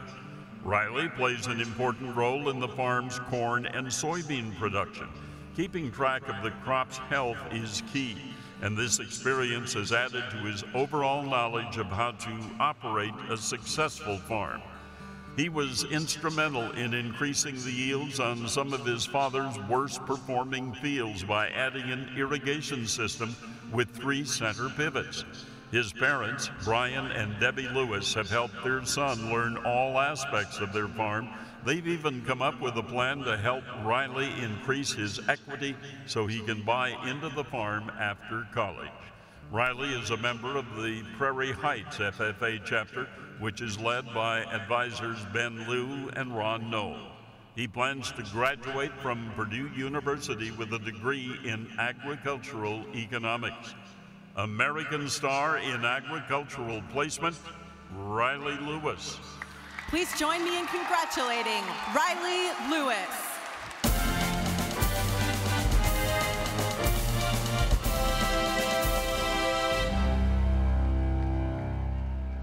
Brett Peterson of Murdoch, Minnesota works for Peterson Farms, but just because it's a family business doesn't mean Brett started at the top. Learning the value of hard work as a 7th grader, he started sweeping the shop floor and mowing around the farm. And as he proved himself, Brent has consistently climbed the corporate ladder and taken on more responsibility. He started learning how to service his family's equipment. Keeping that kind of work in-house helps the business be efficient and profitable. In the 9th grade, he became primary operator of his family's sugar beet conveyor. By his senior year, he was responsible for all areas of the farm's sugar beet production. Today, Peterson Farms operates 6,200 acres where they grow sugar beets, field corn, sweet corn, peas, alfalfa, and soybeans. Brett works both on the ground and in the air. By securing his pilot's license, he can now field scout and solve problems from the sky. He is involved in all aspects of the farm's business and has invested his own earnings back into the company, setting his sights on partial ownership in the near future. His parents, Kyle and Paula Peterson, will continue to build their lives along with his, knowing his involvement and growth is integral to the farm's future. Brett is a proud member of the Kirkoven, Murdoch, Sunberg FFA chapter, which is led by Krista Williamson. This fall, Brett is back at Ridgewater Community and Technical College, where he studies farm operations management. American star in agricultural placement, Brett Peterson. Please join me in congratulating Brett Peterson.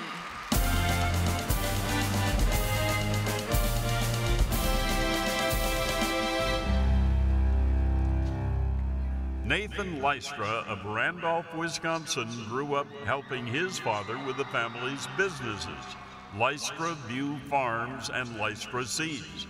Watching his dad and his family tend to the farm formed the basis for his work ethic and laid the foundation for the kind of farmer Nathan would soon become. Nathan's work at Lystra View Farm started from the ground up. Before high school, he had already passed a tractor safety course and started to familiarize himself with the equipment around the farm. By his senior year of high school, he had obtained his private pesticide applicator license and was president of his local FFA chapter. Now, Nathan has a variety of roles on the farm. Maintenance and upkeep of his farm's equipment is key, whether it's fixing a combine or checking the sprayer. Each piece of machinery can mean the difference between a profitable year or a disaster. In addition to maintenance, Nathan also handles the farm's pesticide applications. He knows that attention to detail can mean a better harvest, but also a safer and more environmentally sound farm for his future.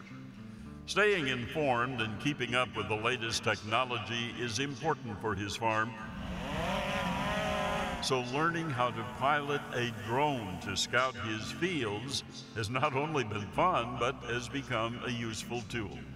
Nathan knows he owes much of what he has now to the help of his parents, Todd and Sarah Lystra.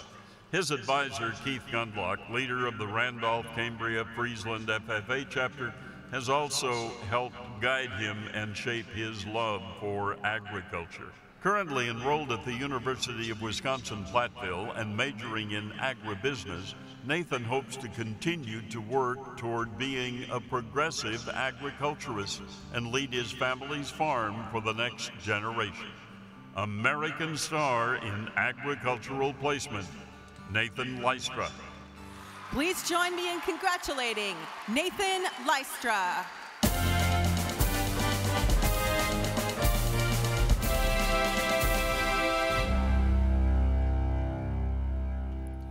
The 2016 American Star in Ag Placement is Brett Peterson from Minnesota.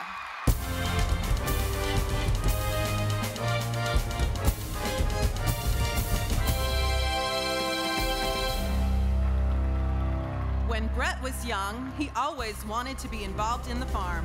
Today, he works for Peterson Farms Incorporated.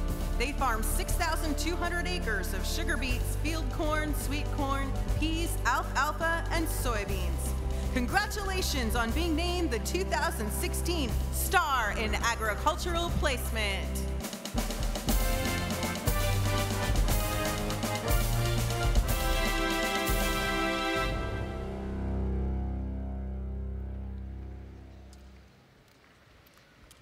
It was the time of soul music in the 1960s when an artist by the name of Aretha Franklin was on the rise with her hit, Respect. She brought the importance of her culture to the forefront through the passion in her music.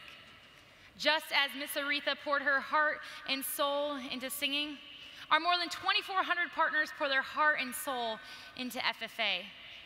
They understand the importance of life-changing experiences and give of their time, energy, and resources to making those possible for FFA members. Let's see how our partners transform purpose to action.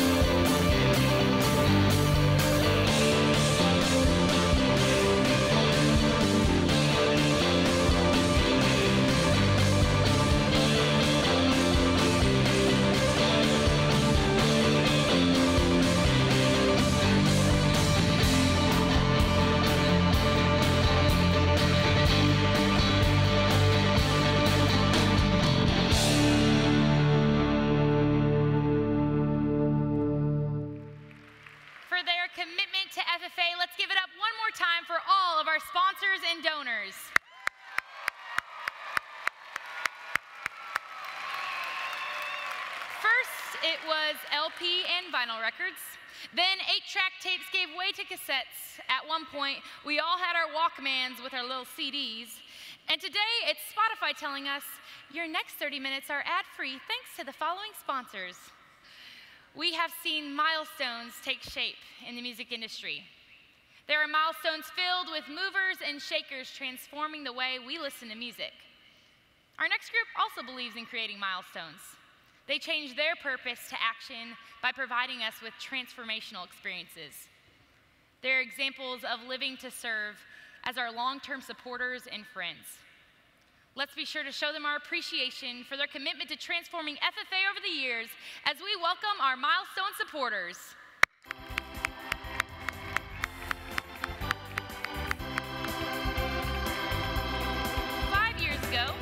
You may have been moving to the edge of glory with Lady Gaga, chilling on a dirt road with Jason Aldean, or catching a grenade for Bruno Mars.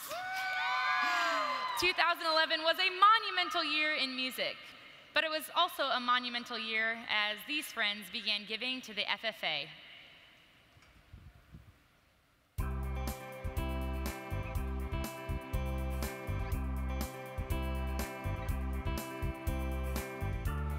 Robert and Francine Junker. Let's thank our 5-year individual donors for their commitment to FFA.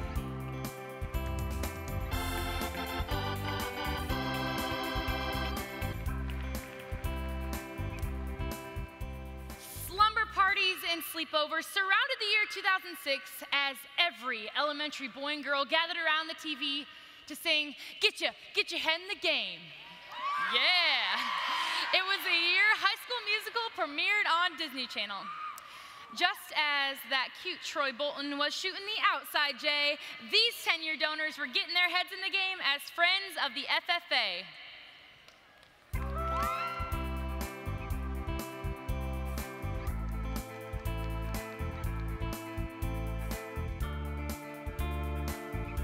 Joshua and Lisa Bledsoe.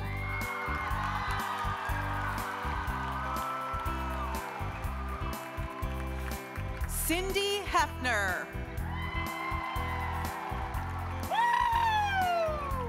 Clay Worley. Join me in thanking our 10-year donors.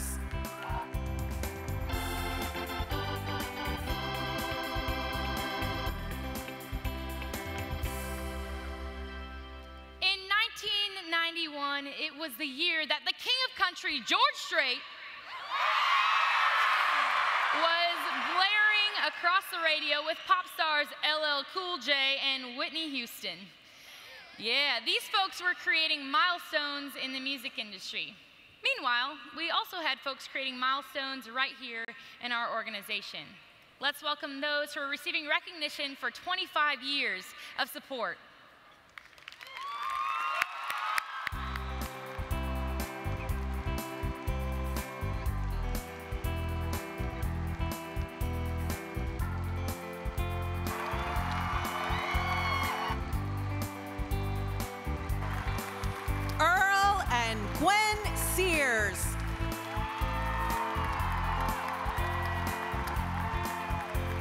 Let's give our 25-year donors and all of our milestone supporters one more round of applause.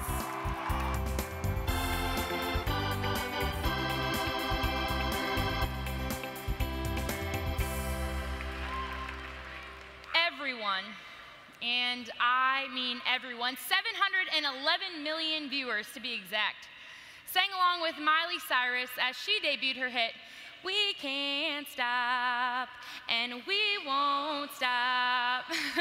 And our Forever Blue donors were probably singing these lyrics too, in regards to their giving to FFA. Their endowments and planned gifts will stand for generations to come and continue to benefit members long term. They are supporters of FFA because they understand the importance of gifts that keep on giving, and they believe in continuing to shape the future of agriculture. Let's show them our blue and gold thanks as we meet all of our endowment and planned gift supporters.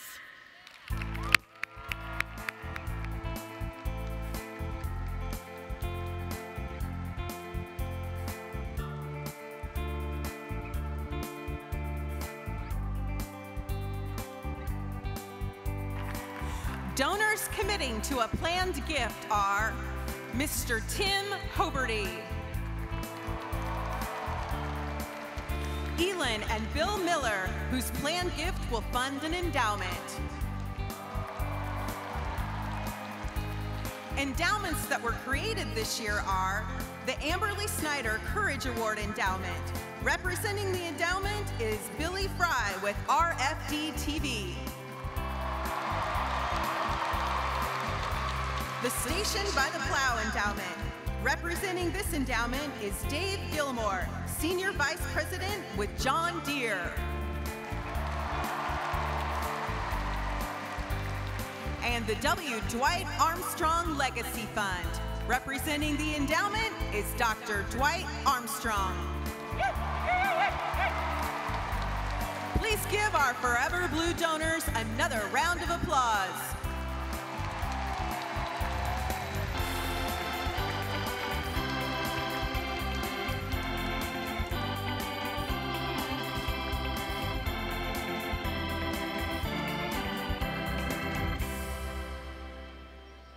Our donors and sponsors have made a transformational impact because of their unwavering commitment to FFA.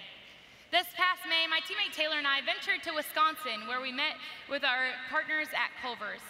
And during the meeting, we met their marketing specialist, Laura, who was a past member that had never received her own FFA jacket. After leaving the meeting and having some conversations with some of our donors, we had a surprise for Miss Laura. Take a look.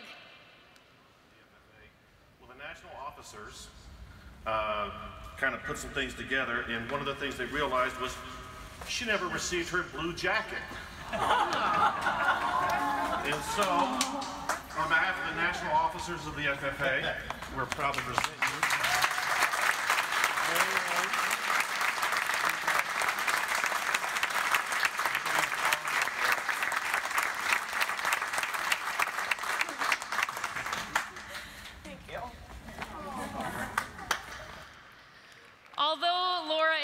One example, there are many members across the country who are experiencing forever blue moments like that in their own classroom.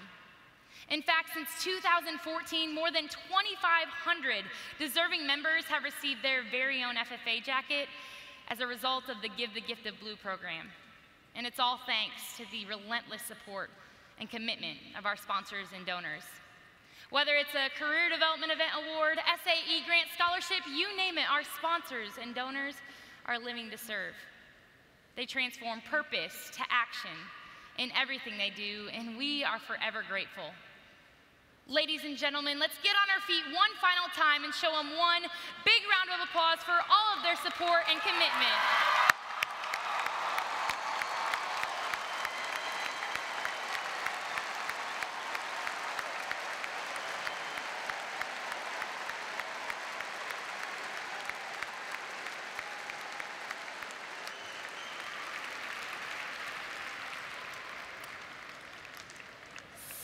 Us might ask ourselves, why do I sound like such an incredible singer when I'm in the shower? Well, I'll tell you, science says that the acoustics of a small area make our musical pitch sound just a little bit better. Fortunately for this next group, the science is what it's all about. They devoted countless hours to advancing their knowledge of agricultural sciences, and now they might be found in a lab, out in the field, or at a computer, conducting research and reaching conclusions. Let's see who our finalists are for Star in Agri-Science.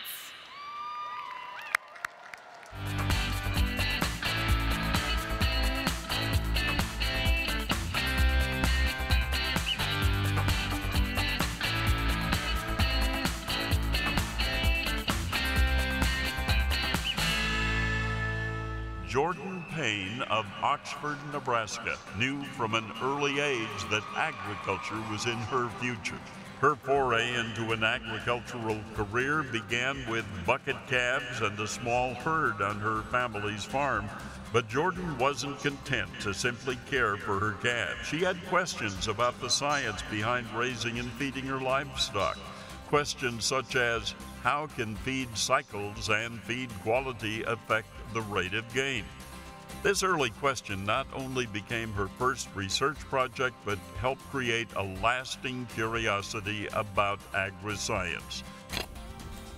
Her experiments with livestock naturally led to a larger interest in plant systems. She began working to develop feed products from honey locust beans and researched wheat varieties and the effects those varieties had on yield.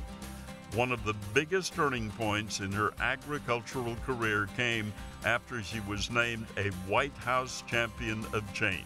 At this event, she realized the value of ag policy and wanted to bring her real-world experience into that realm.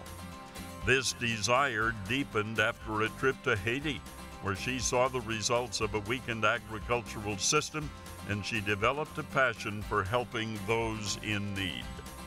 Her parents, Michael and Ann Payne, always worked hard to encourage Jordan and ensure that whatever she did in life, she did it to the best of her abilities.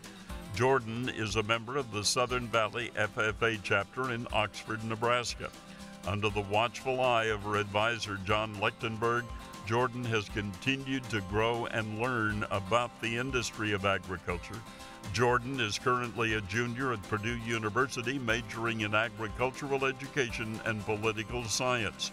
She plans to attend law school after graduating from Purdue, with her sights set on becoming a corporate agriculture lawyer.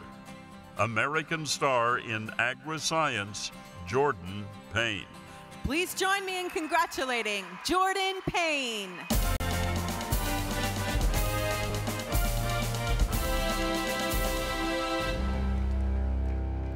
Elizabeth Renner of Hartford, South Dakota, always knew she had a passion for science and agriculture. In fact, she joined FFA because of her interest in aquaculture, knowing FFA would provide her the resources and support she needed to pursue her passion.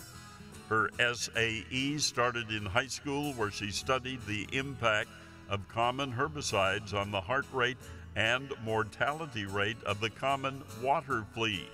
For this, she earned a gold medal in the National FFA Agri-Science Fair.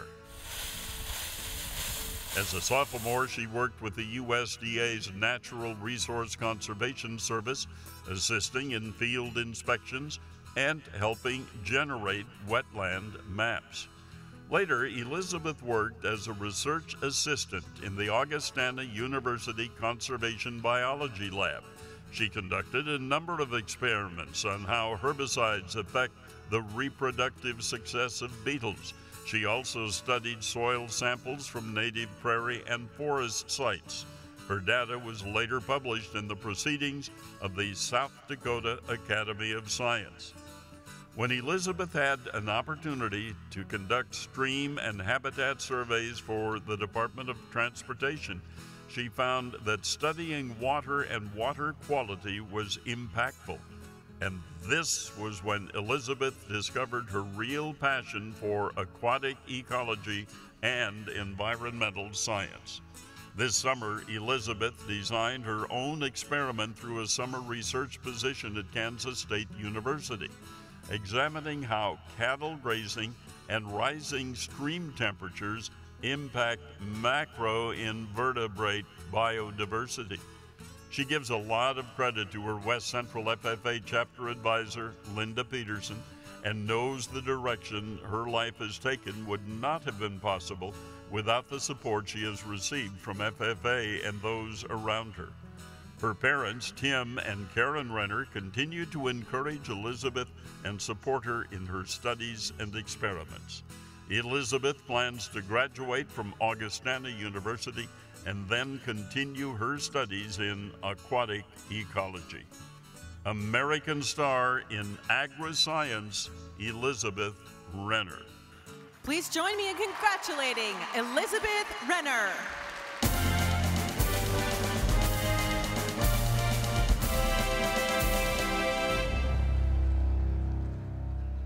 For Taylor Swenson of Sulphur Springs, Texas, it was no surprise that she would grow up to be involved in FFA and the sheep industry. She worked side by side with her parents on their sheep breeding operation and came to realize at an early age the importance science plays in the industry. She began her FFA career training market show lambs and gaining a valuable understanding of genetics, selection, and nutrition. Her first experiment was studying the effectiveness of the feed supplement 4U2Win. Her studies showed that the supplement did in fact increase sheep's oxygen saturation. The owner of the company was so pleased with her research that he published her findings, putting Taylor on the fast track to becoming an expert in her field. This past year, she lost a lamb to copper poisoning, and this experience set in motion her interest in genetic research and the issues surrounding copper toxicity in sheep. Though copper is a much-needed element to help ensure a healthy nervous system, too little can cause defects and too much can cause death. Taylor's latest experiment tested the ability of E. coli bacteria to become resistant to antibiotics. She believes that understanding the evolution of microorganisms is crucial to the war on bacteria. Taylor loves living and working on the family sheep farm with her parents, Amber and Guy Norris. She is a member of the Sulphur Springs FFA chapter, which was previously led by her mother, Amber, but is now managed by Melissa Robbins. After graduating from Clarendon College, Taylor plans to continue her research in the meat industry and one day work in communications as an advocate for food safety and security. American star in agri-science, Taylor Swinson. Please join me in congratulating Taylor Swinson.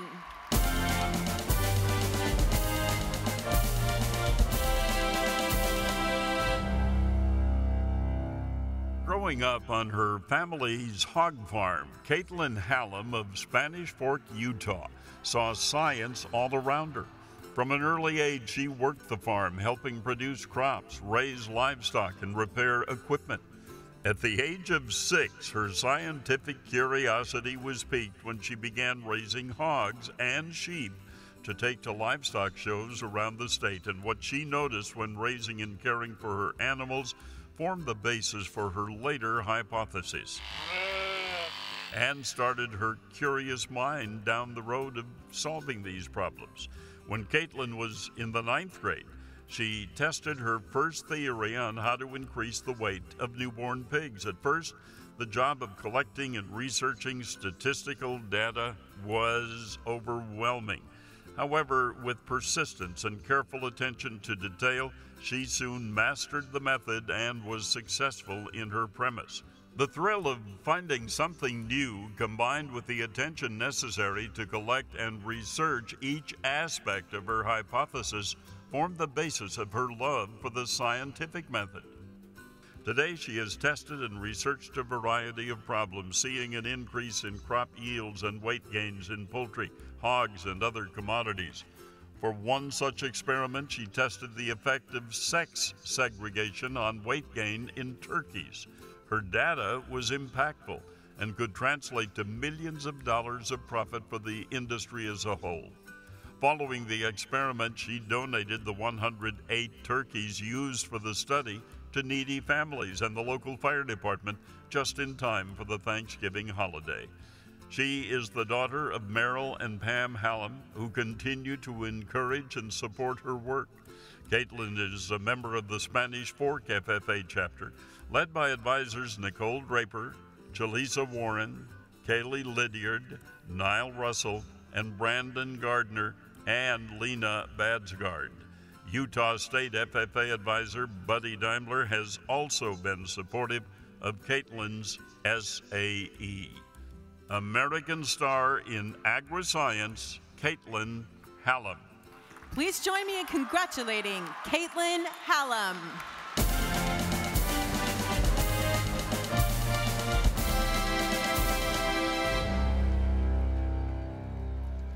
The 2016 American Star in Agri-Science is Elizabeth Renner, South Dakota.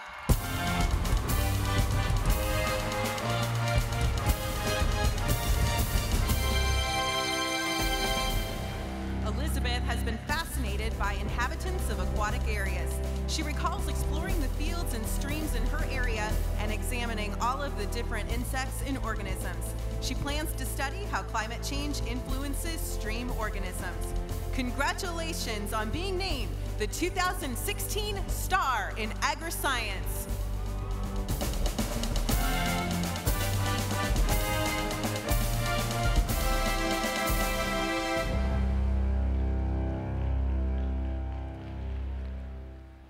Maroon 5, the Rolling Stones, Coldplay, any great band ever has a drummer, a guitarist, a keyboard player, a lead singer, and for all of you Saturday Night Live fans, there's always room for more cowbell.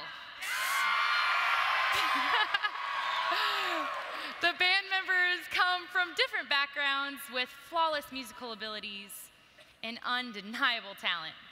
Fortunately for FFA, we're lucky to have those members with flawless musical abilities and undeniable talent too. Under the direction of Mr. Dan Tidor and sponsored by Wrangler, please help me in welcoming your national FFA talent.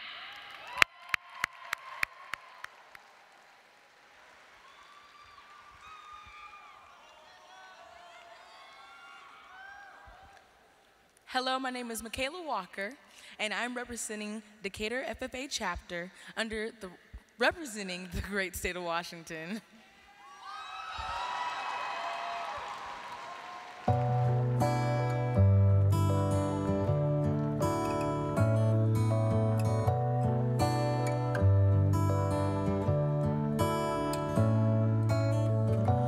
When it comes down to love,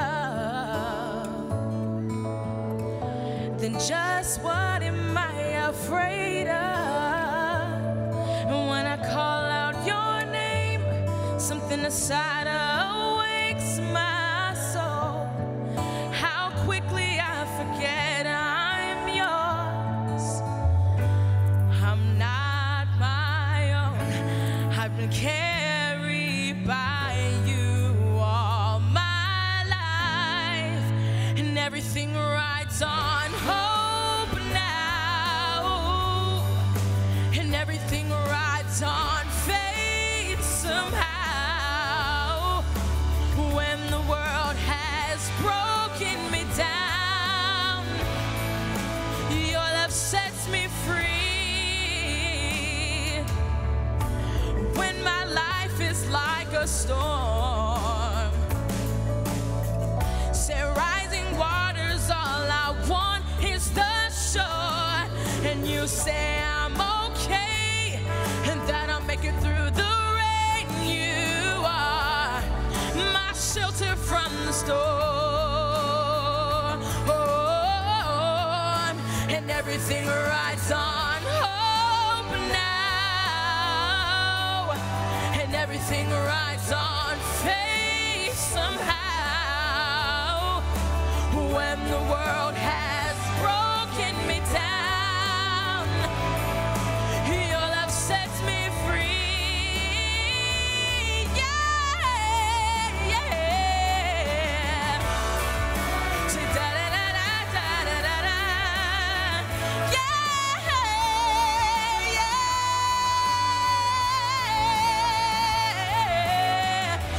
I'm not my own. I've been carried by you.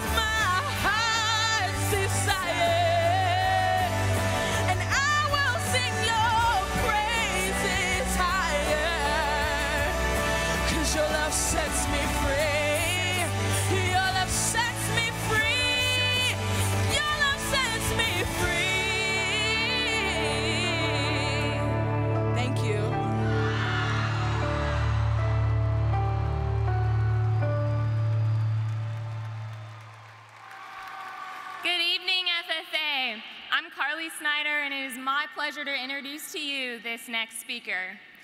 I would describe my sister Sydney as a light, as her gracious heart and quirky personality truly shine wherever she goes. When Sydney isn't talking about her favorite foods or her favorite books or accidentally falling down, you'll find her sharing sweet words of encouragement and love. Her light truly shines in everything she does, and it's clear that this year was no exception, as she has shared her stories with me this year. Though the thing she can't seem to stop talking about is each of you. It's evident that you have shown your lights on Sydney too. So thank you, FFA, for serving as incredible hosts for my sister this year.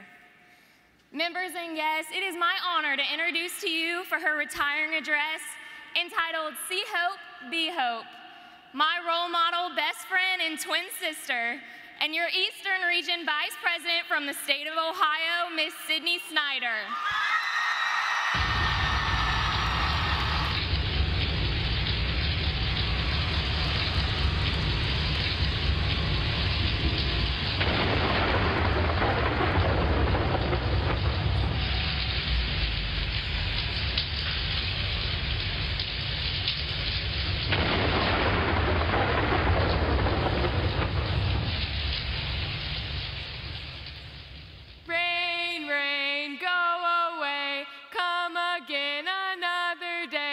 Sydney and Carly want to play. Rain, rain, go away. Growing up, my mom would sing this song to my sister Carly and I anytime those dark clouds would cover up a perfectly sunny day. Now, obviously, I am no Taylor Swift when it comes to singing, so normally I would just kind of chant along, and my sister and I would run around the house screaming, I hope this storm goes, I hope this storm goes. I'm sure a lot of us were screaming that today as we walked down the streets of Indy and it was storming pretty bad. I hope. We've all expressed that statement when we really want something to happen. I hope I'll get an A on that test. I hope we'll win this basketball game. I hope that really cute boy will notice me. I hope I can get into college. I hope one day I'll be a doctor, lawyer, farmer, or agricultural education teacher.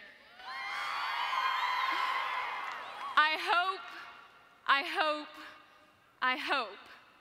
We've all expressed hope for something in our lives, most often when there is a challenge in front of us, a storm that's hovering over us. But what does it mean to have hope? And how can hope help us and those around us through the struggles we face? It is not enough to just say, I hope.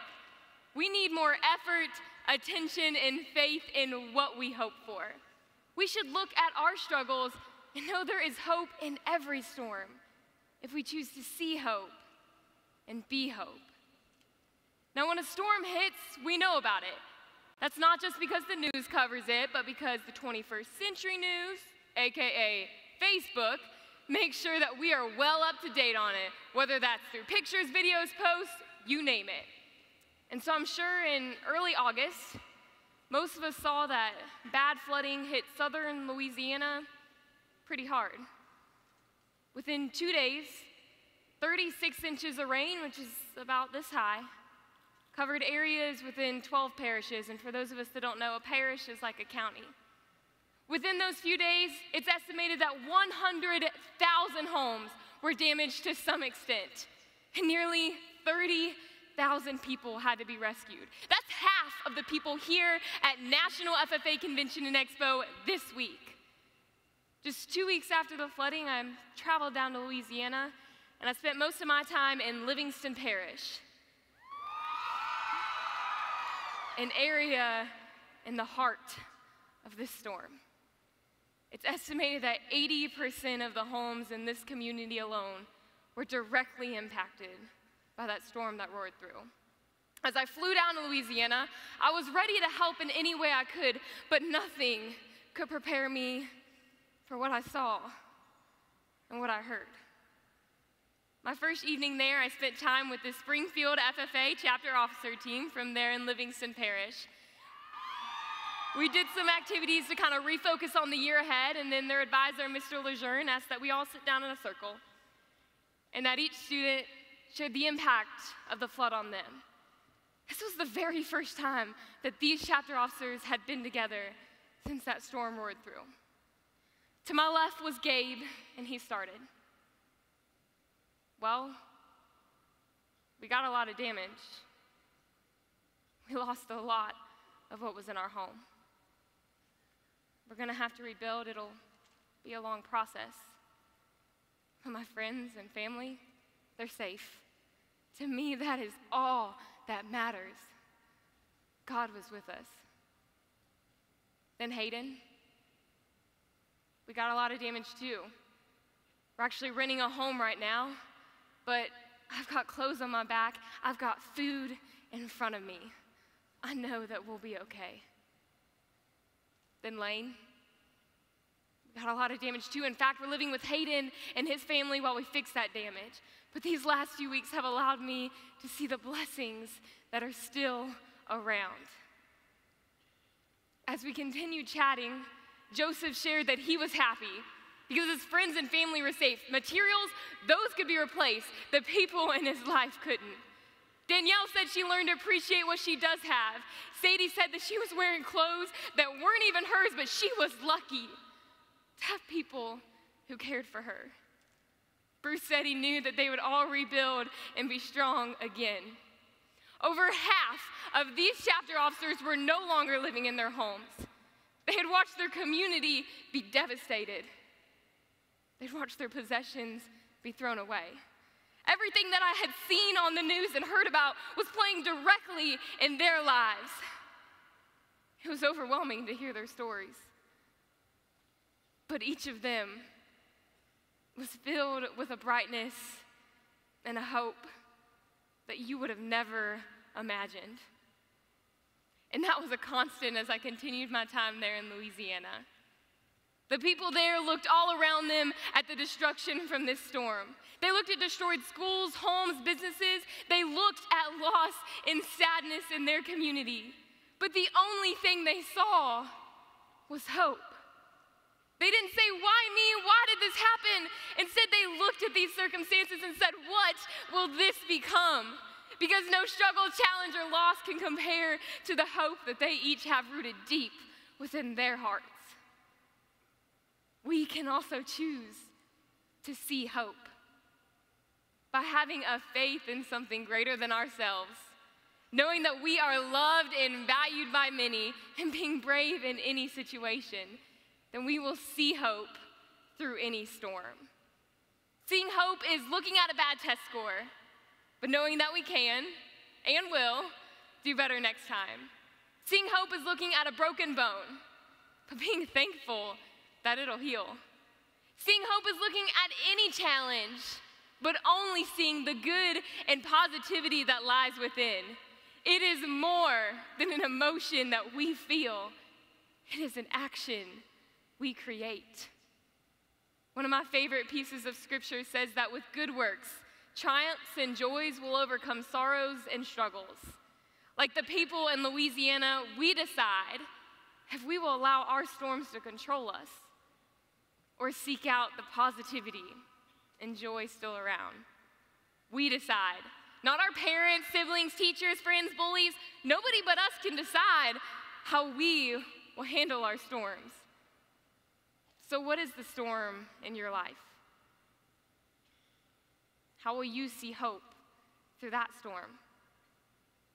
When we allow joy to replace pain, faith to replace fear, dreams to replace nightmares, then we will see hope through any dark cloud. Will you decide to seek good works and positive thoughts? Will you decide to look at your storm, but only see hope? Now, back home, whenever it would storm and rain, I'm gonna be real honest with you all, I was always pretty nervous. Storms are not my thing. I freak out. And like not the normal type of freak out where you just kind of go to your room, hide under your covers, and like wait it out. Like the prepare for a zombie apocalypse type freak out. Gather enough food and water for 4 weeks and head to the basement, even if it's just a little rain on the roof. Storms, not my thing. But my sister Carly has never been afraid. She is one of the bravest people I know, and no matter the type of storm, she easily sees hope through any dark cloud. This summer, Carly spent time in Magdalena de Quino, Mexico, where she served as an intern for an organization called the Fatted Calf. Her role there was to teach the children in this community about different components of agriculture in order to prepare them for a 4-H-like event called Expo Esperanza, which translates to Hope Expo. The kids in this community have been taken from their homes for a dozen different reasons. Some came from areas that are unsafe for children. Some had parents who could no longer care for them. And some had lost their parents because of drugs and violence. These kids have not had the easiest of lives. Carly served as the advisor-like figure for the children that would be showing beef cattle at the expo, and for the most part, her students were pumped about working with the heifers they'd show. All except OC. OC was pretty nervous and she was pretty sassy. She would look at Carly and be like, excuse me, there is no way that I'm working with those cows. Look how big they are, look how small I am. No way, Jose, not doing it.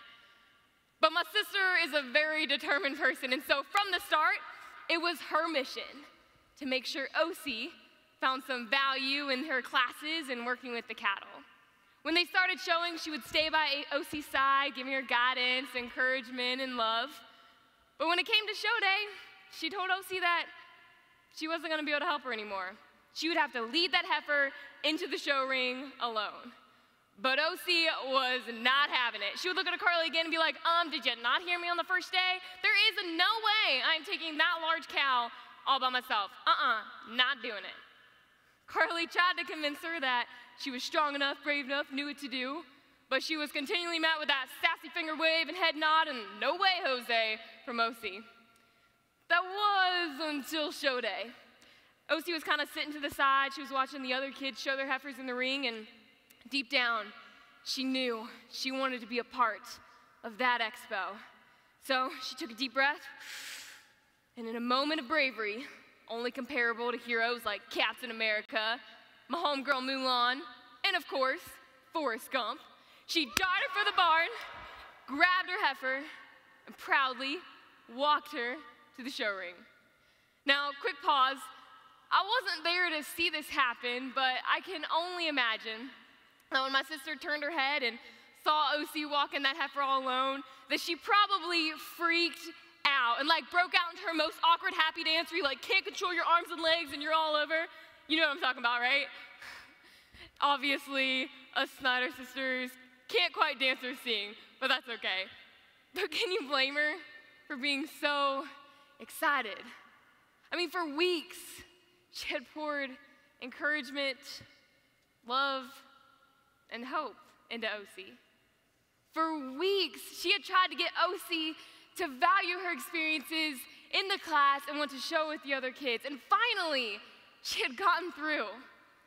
My sister watched as a proud teacher would, as in the show ring, OC led that heifer around using the skills and knowledge gained without anyone by her side.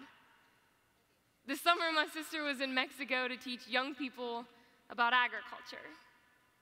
But she served in a much larger role than she could have imagined. By being a teacher of encouragement, hard work, love, positivity, and hope.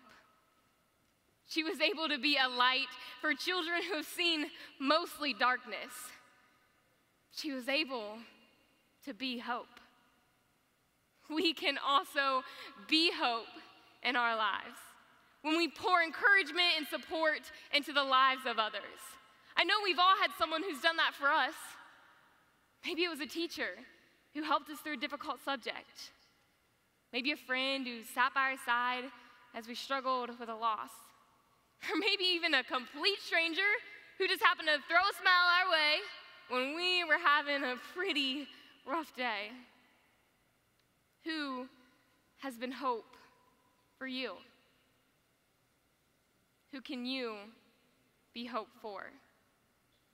Maybe it's the kid that sits alone at lunch, a younger sibling who longs to follow in your footsteps, or an elderly community member who could use some help around their house. When we become a smiling face, a listening ear, a helping hand, share a servant heart, and become a hopeful presence, then we will be hope for any person that we encounter. When people look at this sea of blue jackets, they don't see where we're from, the titles we hold, the accomplishments or failures we've experienced. They see hope, because as FFA members, we are seen as a fresh generation that can and will create hope within our world. And by being a strong leader in your school, seeking out ways to serve your community, and always choosing positive and influential actions, then you will be hope for any person that you encounter. It may seem like a lot of responsibility, but it's our responsibility, because the greatest gift that we can give anyone is a feeling of hope. And you were fearfully and wonderfully made to fulfill that purpose and to help others do the same. So will you choose to be hope? Now, depending on where we live in our country, we know that the bad weather and the storms we experience can look pretty different, right? Maybe we see tornadoes, earthquakes, hurricanes, you name it. The same can be said for our personal storms. We each experience them differently. So what is the storm that hovers over you? Maybe it's a fight that you've been having with a friend, a difficult subject in school, a fear to try anything because you're too afraid to fail. Maybe it's a home situation that's not ideal, a bully, a lost loved one, a dangerous addiction, not knowing the next time you'll have a hot meal, or maybe entirely different. A storm is a storm, and no matter the size, we should look at our struggles and know there is hope through every storm. We should look at those struggles and only see hope.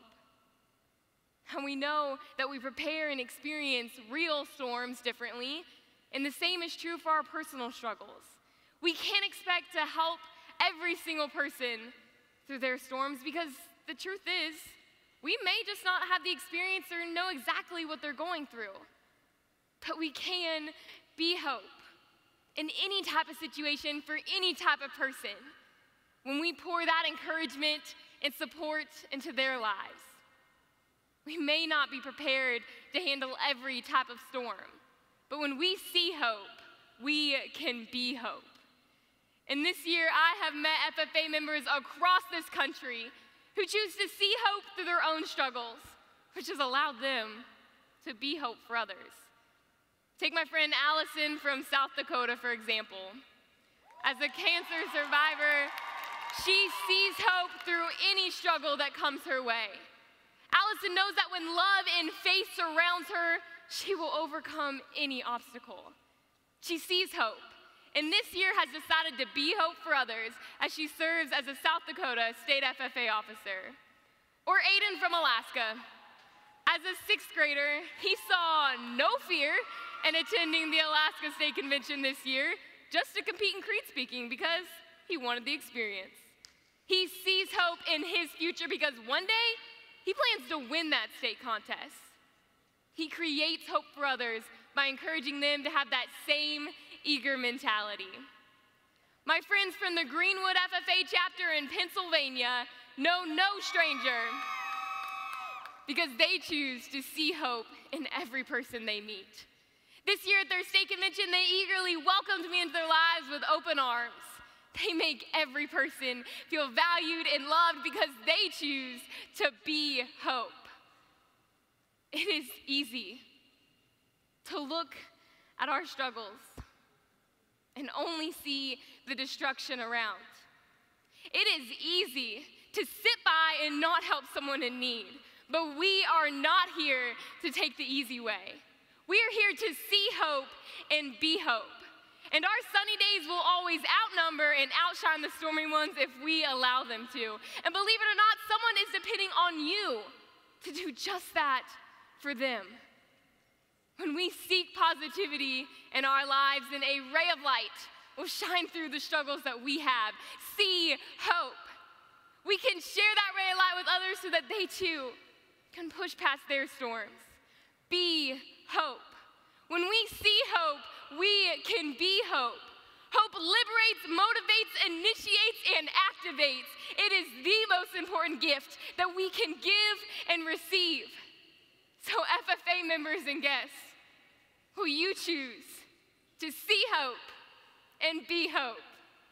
In the eye of the storm, you remain in control. Yes, you do, Lord. In the middle of the war, you guard my soul. You alone are the anchor when my sails are torn. Your love surrounds me.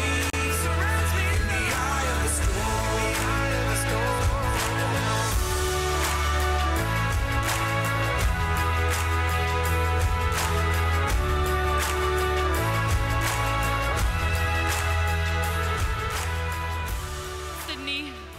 You fell into this year and our hearts without hesitation.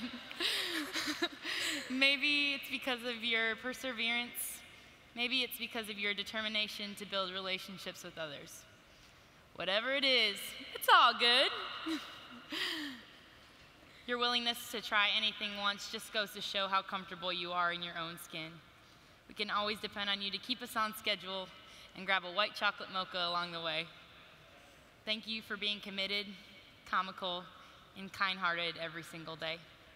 Transform, take action, and love always. Nick, Taylor, Sarah, Abby, and Abra. Ladies and gentlemen, your 2015-2016 National FFA Eastern Region Vice President, Miss Sydney Snyder. In the eye of the storm, you remain in control. Yes, you do, Lord. In the middle of the war, you guard my soul. You alone are the anchor when my sails are torn. Your love surrounds me. In the eye of the storm.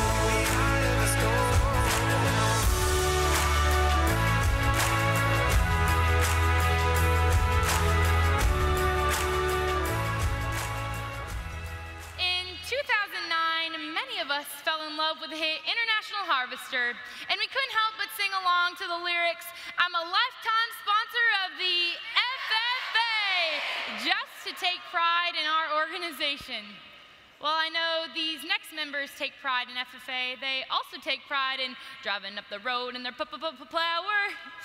This group of star finalists have invested all of their skills and resources into the agricultural production and strengthened the industry every day through their work and their supervised agricultural experiences. Let's see who those finalists are nominated for American Star Farmer.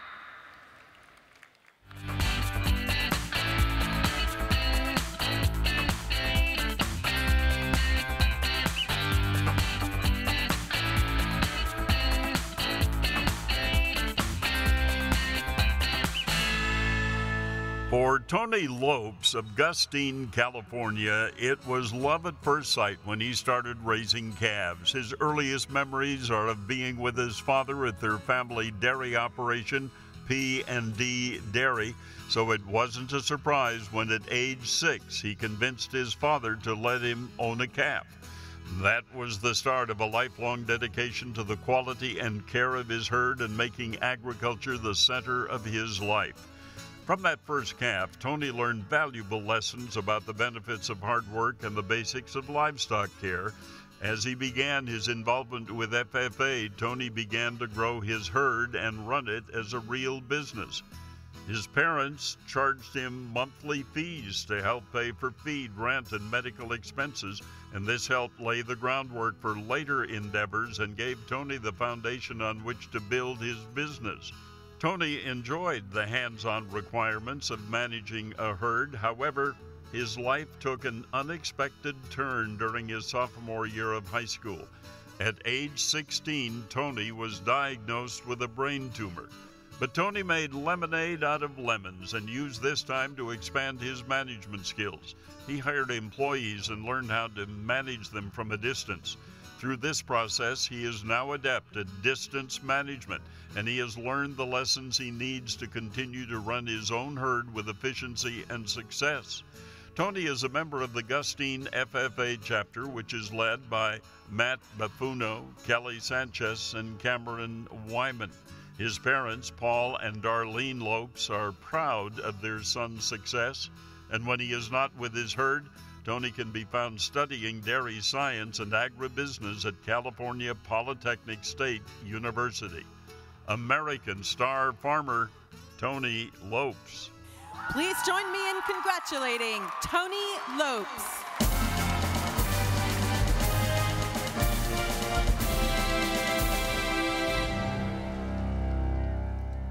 Tyson Rosenaw of Carrington, North Dakota, grew up with a love of farming, and like so many young farmers, riding in the tractor and combine with his father planted the seed that has led Tyson down the road to a career in agriculture. During his sophomore year in high school, Tyson began renting his own land and growing soybeans. This presented a whole new set of problems and decisions for the 15-year-old, such as what kind of seeds to buy, when to spray, and how to forecast and plan for future growth. He knew that time spent doing a little research would go a long way to ensuring his success. Soil composition, moisture levels, and weather forecasting all became a part of his daily routine. With each accomplishment, Tyson expanded his operation. First, he planted soybeans, then wheat. Next step, corn. Then he decided to diversify a bit more, and he added red spring wheat to his growing portfolio. With each endeavor, Tyson became a better farmer and learned more about how he wanted to build his future. He also has realized the importance of marketing and risk management. He recently expanded yet again with the addition of natto beans, which has allowed him to remain profitable and continue learning the business side of agriculture. Having graduated from Bismarck State College in North Dakota, Tyson's next goal is to continue to run his farm profitably while being a steward of the land and being as environmentally efficient as possible. Tyson is a member of the Carrington FFA chapter, which is led by Missy Hansen. His parents, Dan Rosenaw and Sue Wolski, are proud of the farmer Tyson has become and credit his success to his willingness to learn and his ability to make careful and thoughtful decisions. American star farmer Tyson Rosenaw. Please join me in congratulating Tyson Rosenaw.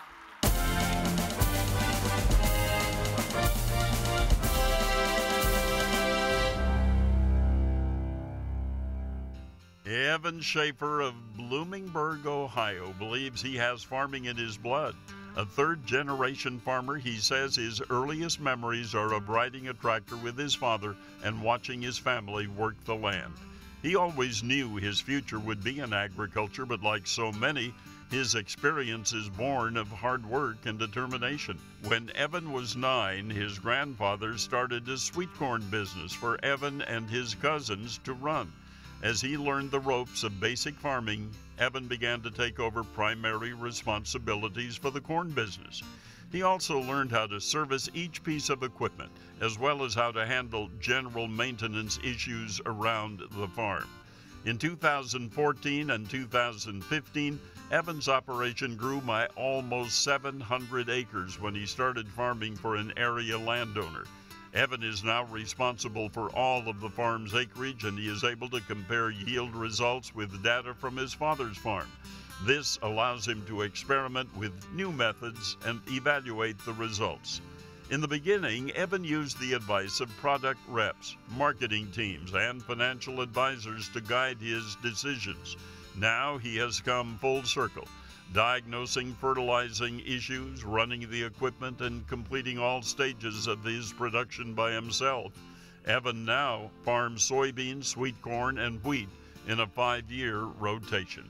Evan is a member of the Miami Trace FFA chapter, and his advisors, Bruce Bennett, Amanda Swigert, and Wendy Miser-Stockler, have helped guide him to his current success. His parents, Tim and Mary Jo Schaefer, are proud of their son and will continue to support him.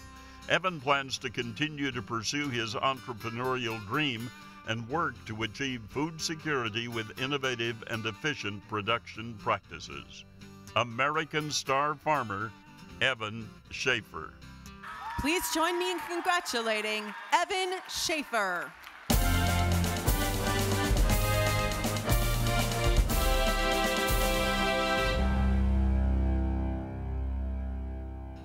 For Tyler Snithman of Garber, Oklahoma, production agriculture is a family tradition. Some of Tyler's earliest memories are of working alongside his grandfather, who was eager to see his grandson get involved with agricultural education and FFA. And did he ever? Tyler signed for his first loan to buy a swather when he was just 11 years old, and he hasn't looked back. With help from his family, he began building his successful enterprise. Today, he works hand in hand with his father and brother on the family farm, which was established in 1893.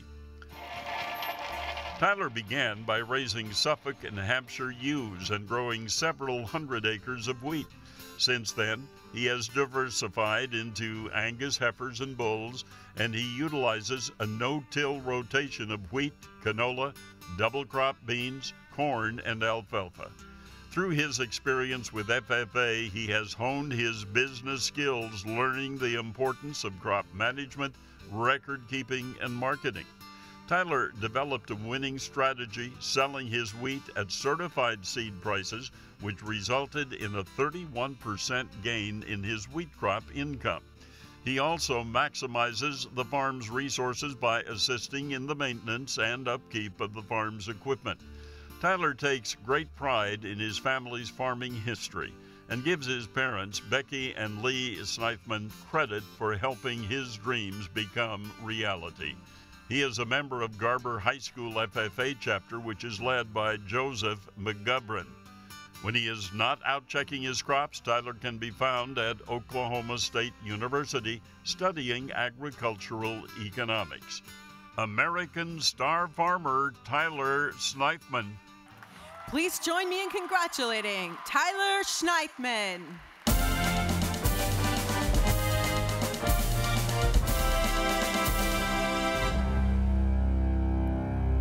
The 2016 American Star Farmer is Tyler Snithman from Oklahoma.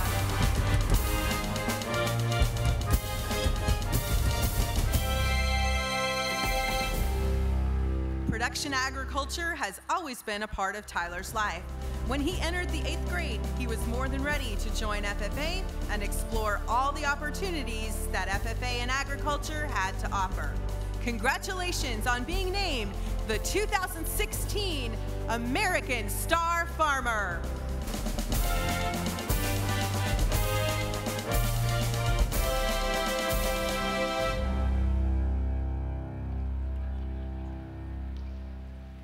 America the Beautiful is a song that pays tribute to the commitment of agriculture from sea to shining sea. We are blessed to live amongst the amber waves of grain and the fruited plains because of the commitment that agriculturists make every single day. Our Stars Over America winners are future agriculturists who are committed to transforming the industry we know and love. Let's bring our winners out one more time and congratulate them on all of their accomplishments. Ladies and gentlemen, our 2016 National FFA Stars Over America. Star in Agribusiness, Shane Mueller, South Dakota. Star in Agricultural Placement, Brett Peterson from Minnesota. Star in Agri-Science, Elizabeth Renner from South Dakota. And our 2016 American Star Farmer, Tyler Snithman from Oklahoma.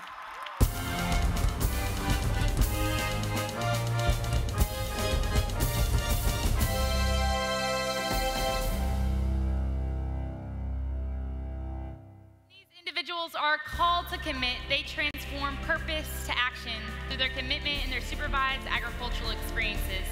Because of their hard work and dedication, the future of the agricultural industry, FFA, and agriculture education will continue to transform. Let's get all of our Star Over America winners one more round of applause.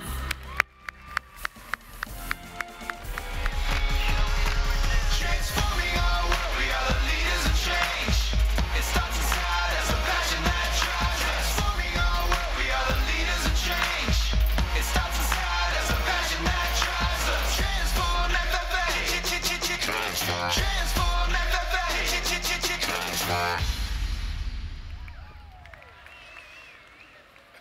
Whether you picked the air guitar up at a young age like me, or find yourself holding a concert in the car, we can agree there is music in all of us.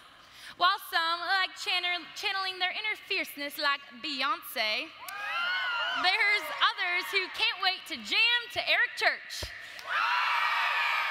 And I know all too well that along with all of the girls in here, there are plenty of guys who blare to Taylor Swift's 1989 album. Nick is one of them. Regardless of our taste in music, the commitment that those rock stars made to get to the big stage is undeniable. The same is to be said about the rock stars who are recognized here this evening. Our sponsors and donors, Star Over America winners, and talent make an undeniable commitment. Through their support of FFA programs, hard work in supervised agricultural experiences, and countless hours committed to refining their talents. They transform purpose to action in everything they do, and we are proud to call them rock stars. Tonight in this session, we recognize those who commit. Join us tomorrow morning for the 4th general session of the 89th National FFA Convention and Expo as we recognize those who serve. We will introduce the honorary American degree recipients, present distinguished service citations and VIP awards, and be inspired by the words of our keynote speaker, Jason Brown. Our world, now more than ever, is in need of transformation. We, as FFA members, must be prepared to be the game changers so desperately needed. To be leaders who will influence boldly, serve selflessly, and activate their voices in order to make themselves and every single person, place, or project they engage with better. We must take the lessons from this convention and commit to using them to create change. A change in ourselves, in our communities, as we strive for excellence. When we break through the barriers holding us and others from living up to our potential, we will initiate a transformation felt for generations to come. For ourselves, our communities, and our world, we must transform. We lead the change we want to see with our grit, honor, and integrity. We turn purpose into action. Catalyst that sparks a reaction. Transforming our world, we are the leaders of change. It starts inside as a passion that drives. Transforming our world, we are the leaders of change. It starts inside as a passion that drives us. Transform FFA. Transform FFA.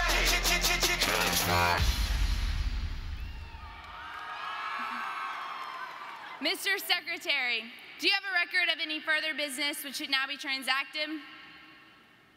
I have none, Madam President. Does any member know of any new or unfinished business which should properly come before this session? We are about to adjourn the 3rd general session of the 89th National FFA Convention and Expo. As we mingle with others, let us be diligent in labor, just in our dealings, courteous to everyone, and above all, honest and fair in the game of life. Fellow members and guests, join me in a salute to our flag. I pledge allegiance to the flag of the United States of America and to the republic for which it stands, one nation under God, indivisible, with liberty and justice for all. I now declare this session adjourned. Oh my golly, you can feel the excitement and the emotion in Bankers Life Fieldhouse tonight. I'm Orion Samuelson, again joined at the desk by former national officers Tiffany Rogers and Levy Randolph. I mean, it's the music has us bouncing, but the emotion of the evening has me tingling. It was something, wasn't it? It most definitely was. We got to see the best of our students showcasing their supervised agricultural experience with our Star Awards and seeing Sydney's retiring address. There was just so much emotion in the arena this evening. Were you kind of touched by it all? I was, really. You know, every year I am reminded about how amazing our students are, and to see 16 individuals up there that have done far more than I could have ever even imagined at that age. But these are some talented individuals. The amount of time and effort that they spend, not just inside their jacket, but actually doing what it is that they love, their SAEs, and turning that into something that is their life career, it's great to watch. As I recorded the narration for all 16 of them, I thought, how much better can it get? An 11-year-old signing a loan to get into business. Exactly. I wasn't thinking about that when I was 11. Definitely not. I mean, like I said, it's just amazing to watch how much they put into it, and they start at a young age, but it carries into their adulthood, and they're setting themselves up. Little do their parents know it at the time, little do they know it at the time. They're setting themselves up for a career and a lifetime within agriculture. But as I went over the stories, the influence of mom and dad and the FFA chapter advisor, immense.